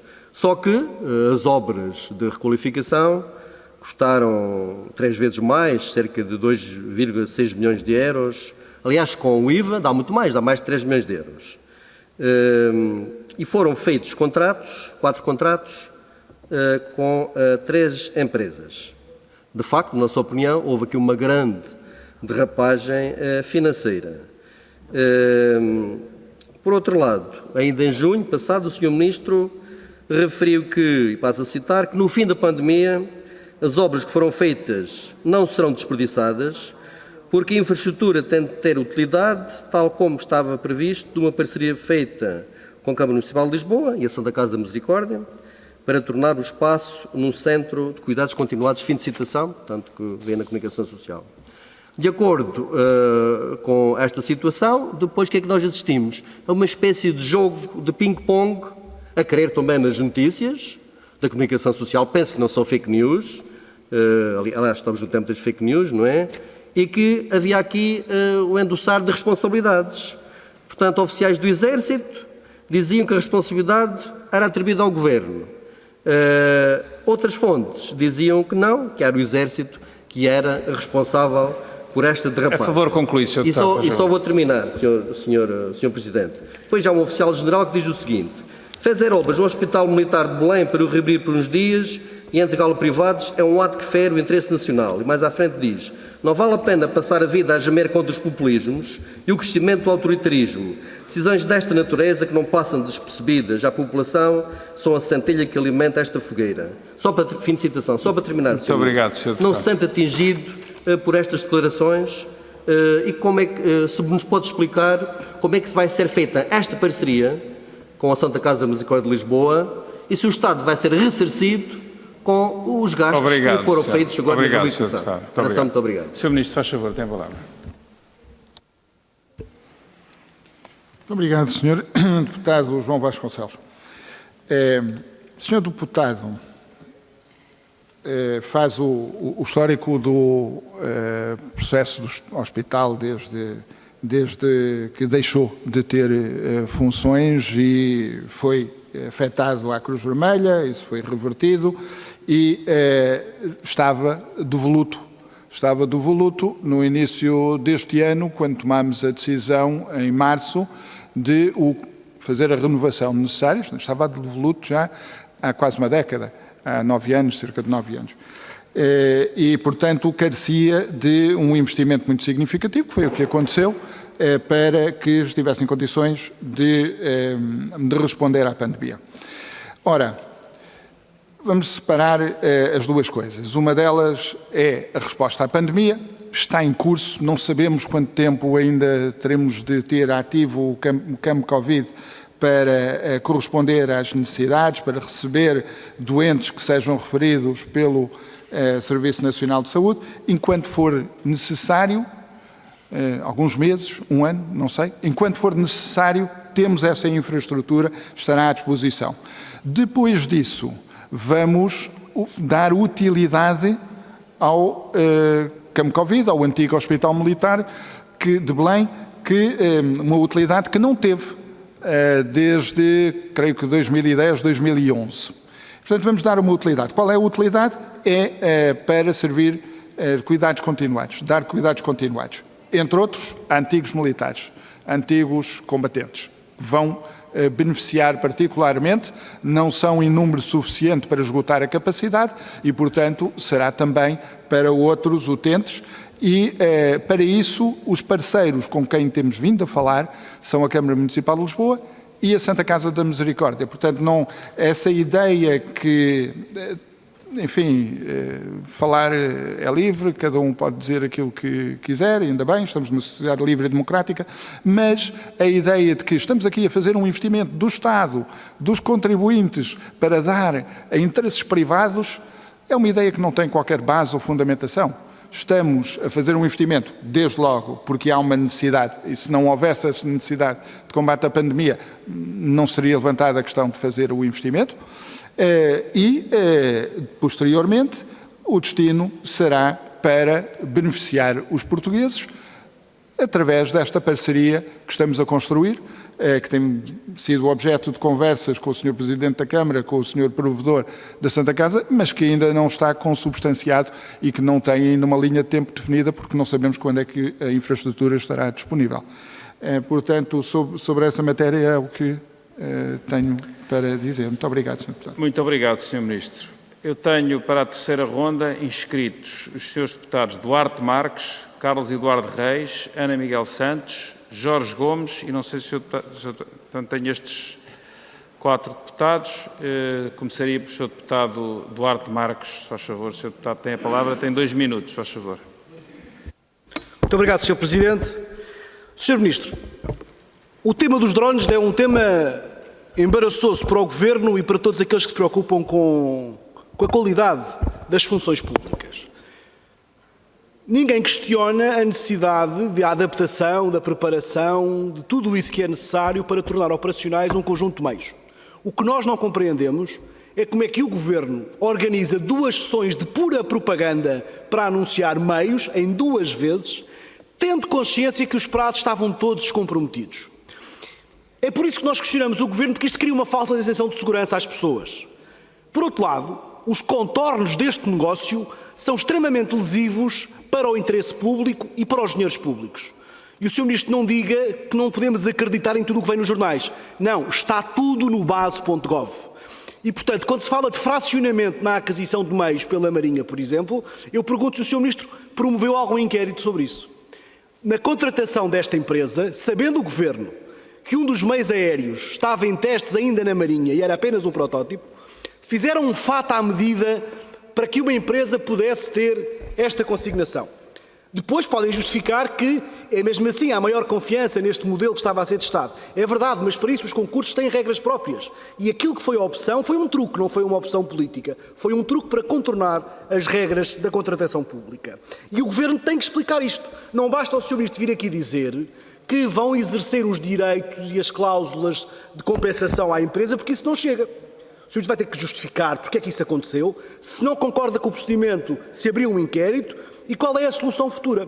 Porque aquilo que está em causa é que durante um verão, durante o qual foi prometido pelo Governo utilizar aqueles meios aéreos para o apoio à decisão operacional e para a vigilância, isso não aconteceu. E 2 vezes, Sr. Ministro, o Sr. Ministro foi a 2 manobras de propaganda anunciar coisas que não existiam. Muito e a pergunta que eu faço é muito simples. Foi o Governo que pressionou a Marinha e a Força Aérea para ultrapassar os prazos, ou então foi a Força Aérea e a Marinha que falharam naquilo que era a sua missão? Muito obrigado, Sr. Deputado. Que o Governo explicasse isso. A questão já está clara. Sr. Deputado Jorge Gomes, faz favor, tem a palavra.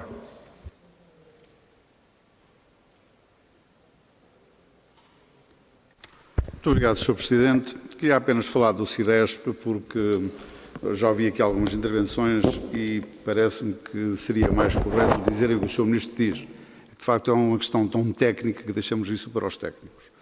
Nós estamos a falar de um sistema que é o Serviço Móvel Marítimo, que é um sistema que funciona, para quem não sabe, mas e para quem sabe, é um sistema que funciona na frequência de VHF, que é uma frequência ultra alta, que é uma frequência que não tem barreiras e que tem uma distância enorme, enquanto que o sistema Ciresp funciona em VHF, que é uma frequência só muito alta. Isto quer dizer que estamos a trabalhar com duas frequências perfeitamente distintas, mas também perfeitamente incompatíveis. Elas não têm nada a ver uma com a outra. E daí que não haja forma de comunicar, a não ser muito esporadicamente, como faz o Serviço Móvel Marítimo, que através do interface conseguem, com o posto móvel deles, entrar pelo Ciresp, ou seja, comunicar via Ciresp. Agora, pensarmos que nós podemos utilizar o Ciresp para o serviço para a autoridade marítima é um erro, a começar pelos compromissos internacionais, logo a seguir porque todas as embarcações que se aproximam da nossa costa ou que entram nas nossas águas não têm o sistema Ciresp para podermos ter contacto, o que iria isolar a autoridade marítima de todo o controle costeiro e, portanto, temos de uma vez por todas, assumir que o Ciresp é uma boa solução para funcionar em terra e para funcionar nas áreas da proteção civil e nunca da defesa ou da guarda costeira. Mas o maior utilizador que temos no país de Ciresp, que é a Guarda Nacional Republicana, na sua unidade de controle costeiro, usa exatamente o que usa a Polícia Marítima. E isso diz tudo da razão porque não temos Ciresp na Polícia Marítima. E era só para revelar isto e ajudar o Sr. Ministro um pouco. Muito obrigado, Sr. Deputado. Nada a essa. Sr. Deputado Carlos Eduardo Reis, faz favor, tem a palavra. Muito obrigado, Sr. Presidente. Apenas motivado pela intervenção do deputado António Filipe, para esclarecer algumas coisas, que são, aliás, do domínio público. Mas antes dizer ao Sr. Ministro que nós convergimos até mais do que possa parecer. Convergimos que isto é uma ficção e uma ilusão, convergimos que havia a necessidade de resolver, e o Sr. Ministro tentou resolver, ou, portanto, um dos três caminhos que tinha. Concordamos que um governante tem que decidir com base na informação que tem e, portanto, a diferença aqui é só que eu faço fé no parecer jurídico e faço fé no documento do Gabinete de Estudos Económicos do Governo à data. O Sr. Ministro faz menos fé porque temos uma interpretação diferente na parte das garantias, mas eu vivo bem com isso e, portanto, acho que estamos até bastante mais esclarecidos e foi por isso até que o chamamos aqui. Não vivo bem com o facto de repetir uma mentira muitas vezes, que foi aquilo que o deputado António Filipe fez. Dá a ideia de quem deu à luz este embuste, como ele classificou, como o deputado António Filipe classificou, até foi o governo do PCCDS e, nesse caso, eu não sou advogado de defesa do Dr. Paulo Portas, mas é importante dizer que o regime das contrapartidas foi regra a partir de 2006 no governo Sócrates e quem acabou com o regime das contrapartidas foi o governo do PS em 2011, do Decreto-Lei 104. E, portanto, não era possível continuar a ouvir repetidamente este tipo de informação falsa, essas sim fake news, e compactuar com isto. Portanto, esta intervenção era apenas para fazer esta Muito obrigado, declaração. Muito obrigado. Muito obrigado, Sr. Deputado. Sra. Deputada Ana Miguel Santos, faz favor. Tem a palavra. Obrigada, Sr. Presidente. Cumprimentar o Sr. Ministro e Sr. Secretário de Estado. Apenas relativamente à questão do Hospital Militar de Belém, ouvimos aqui várias vezes, e eu própria já interroguei o Sr. Ministro sobre isto, sobre a questão da derrapagem. A minha observação é a seguinte, e passo aqui a ler dois diplomas que são importantes, e é esta a nossa preocupação, e por isso é que repetidas vezes perguntámos qual era a origem da verba e qual é o futuro desta infraestrutura. Porquê? A Lei 62/93 de 5 de março, que passo a citar, dizia que foi um dos primeiros diplomas a prever que o resultado da alienação de infraestruturas militares excedentárias deve ser reinvestido na melhoria das condições de operacionalidade requeridas pelas missões das Forças Armadas.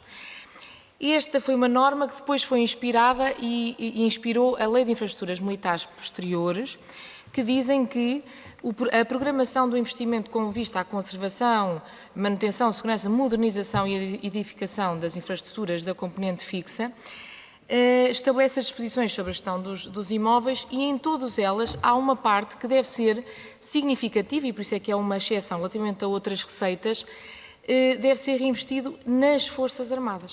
E, portanto, o que eu quero, no fundo, aqui alertar e acautelar é saber se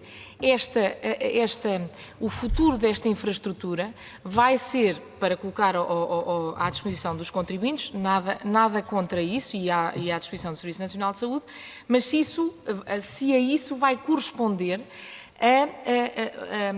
o recebimento da exata medida das verbas para a esfera das Forças Armadas.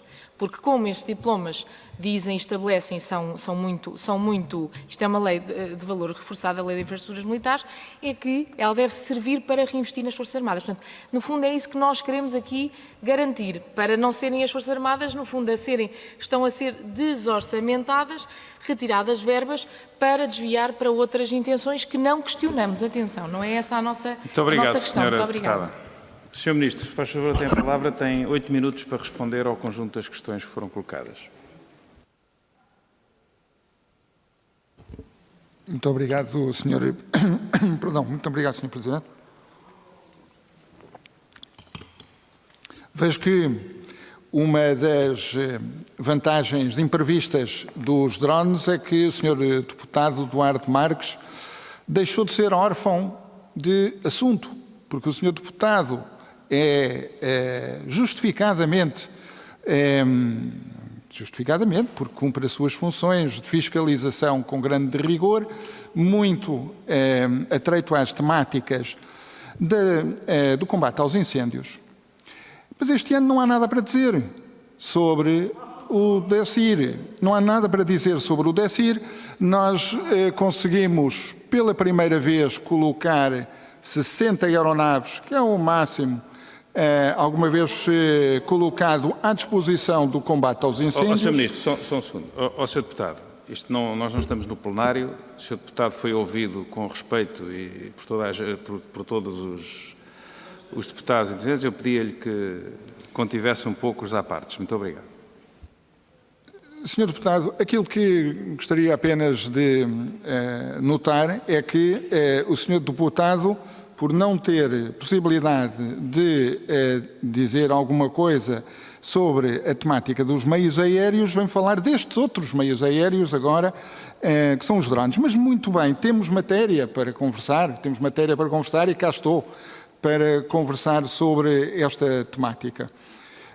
As sessões de propaganda, passa a expressão, a que se refere, por acaso só me recordo de um caso que possa eventualmente ser classificado pelo Sr. Deputado dessa maneira, mas admito que tenha participado em momentos em que procurámos explicar à população aquilo que estava a acontecer. Se isso são sessões de propaganda, enfim. Recordo-me em particular de um momento na Lausanne com o Sr. Ministro do Ambiente e da Ação Climática. Efetivamente, aquilo que nós anunciámos naquele momento não veio a materializar-se exatamente da forma como o tínhamos anunciado. Mas o Sr. Deputado, creio que essa matéria é francamente menor. O Sr. Deputado fala de outras matérias que eu julgo serem mais relevantes, como seja os contornos deste negócio. Nós estamos num país com uma dinâmica empresarial apreciável, mas não tem, evidentemente, não há no nosso país um grande número de fabricantes de equipamentos deste tipo. Assim sendo, havendo uma identificação das características necessárias para cumprir o desejado, fez-se procurou-se quem poderia eventualmente corresponder. Identificaram-se 3 empresas que poderiam eventualmente dar esse contributo, que era o Avision, era a Tekever, era o CEIA. CEIA e Tekever consideraram que não tinham condições para corresponder dentro do tempo estipulado, o Avision considerou que tinha, enfim. Poderíamos ter feito um concurso internacional, eventualmente, demoraria muitíssimo tempo, resultaria muito possivelmente na adjudicação a uma empresa de outro país. Optámos por aquilo que nos pareceu ser o procedimento mais adequado nas circunstâncias. Quanto ao chamado fatiamento, não tenho nenhuma razão para pensar que no caso da Marinha se tenha procedido de forma indevida, mas obviamente que há os mecanismos de fiscalização a posteriori que identificam, quando o assunto merece identificação, aquilo que se passa e aquilo que não se deve passar. Mas não tenho razão para pensar, para ter qualquer forma de receio, tipo de receio em relação à Marinha. Agradeço os esclarecimentos do Sr. Deputado Jorge Gomes sobre a Ciresp, que conhece muito melhor a matéria do que eu, e seguramente que no âmbito técnico terá toda a razão nas explicações que deu mais cabais do que as minhas. Sr. Deputado Carlos Reis, o Sr. Deputado faz referência a uma diretiva, ou melhor, faz uma contextualização no tempo para as contrapartidas, de 2006 a 2011. 2006 há a legislação que estabelece como é que devem funcionar as contrapartidas, porque antes disso já havia, naturalmente, contratos de contrapartidas, mas, sobretudo, era a legislação, o Decreto-Lei de 2011, que eu queria mencionar, pelo seguinte: o Decreto-Lei de 2011 representa a transposição para a legislação portuguesa de uma diretiva europeia de 2009. Cada país tem a obrigação de fazer a transposição. Ora, no caso português, a transposição que foi feita foi mais radical do que no caso de outros países, no caso de Espanha, por exemplo. E o resultado disso é que o que diz a diretiva de 2009 da Comissão Europeia é que o artigo 346, que é um artigo que excepciona a aquisição de equipamentos militares, ou melhor, que cria a possibilidade de contrapartidas para a aquisição de equipamentos militares, que esse artigo deve ser interpretado de forma restritiva. Não diz que ficam proibidas as contrapartidas. Efetivamente, a nossa transposição diz isso. É bom? É mau? Não sei, francamente. O que eu sei é que há uma transposição, através do Decreto-Lei 104 de 2011, que condiciona mais o Estado português naquilo que pode fazer do que era necessário face à diretiva de 2009. A senhora deputada Ana Miguel Santos fala da questão da utilização por parte das Forças Armadas, por parte do Ministério da Defesa, a afetação da receita que possa vir da utilização deste equipamento. E quero apenas confirmar aquilo que é a sua interpretação, ou seja, este equipamento, neste caso específico o Hospital Militar de Belém, em princípio gerará uma receita. Eu digo receita apenas porque pode ser por alienação, pode ser por renda. A minha inclinação é não alienar. A minha inclinação é que este equipamento fique na esfera do Ministério da Defesa e que seja colocada, disponibilizada para efeito de cuidados continuados perante uma renda que irá reverter, naturalmente, no quadro da LIM, da Lei de Infraestruturas Militares, para os meios das Forças Armadas. Portanto, confirmo aquilo que é a sua interpretação e confirmo que é essa a minha intenção. Muito obrigado. Muito obrigado, Sr. Ministro, Srs. Secretários de Estado, Srs. Deputados. Está concluída a nossa reunião da audição do Sr. Ministro da Defesa Nacional, a quem agradeço a disponibilidade para aqui estar hoje e a clareza das respostas que nos trouxe. Nós voltamos a reunir na próxima semana. Até lá, boa semana de trabalho, Srs. Deputados.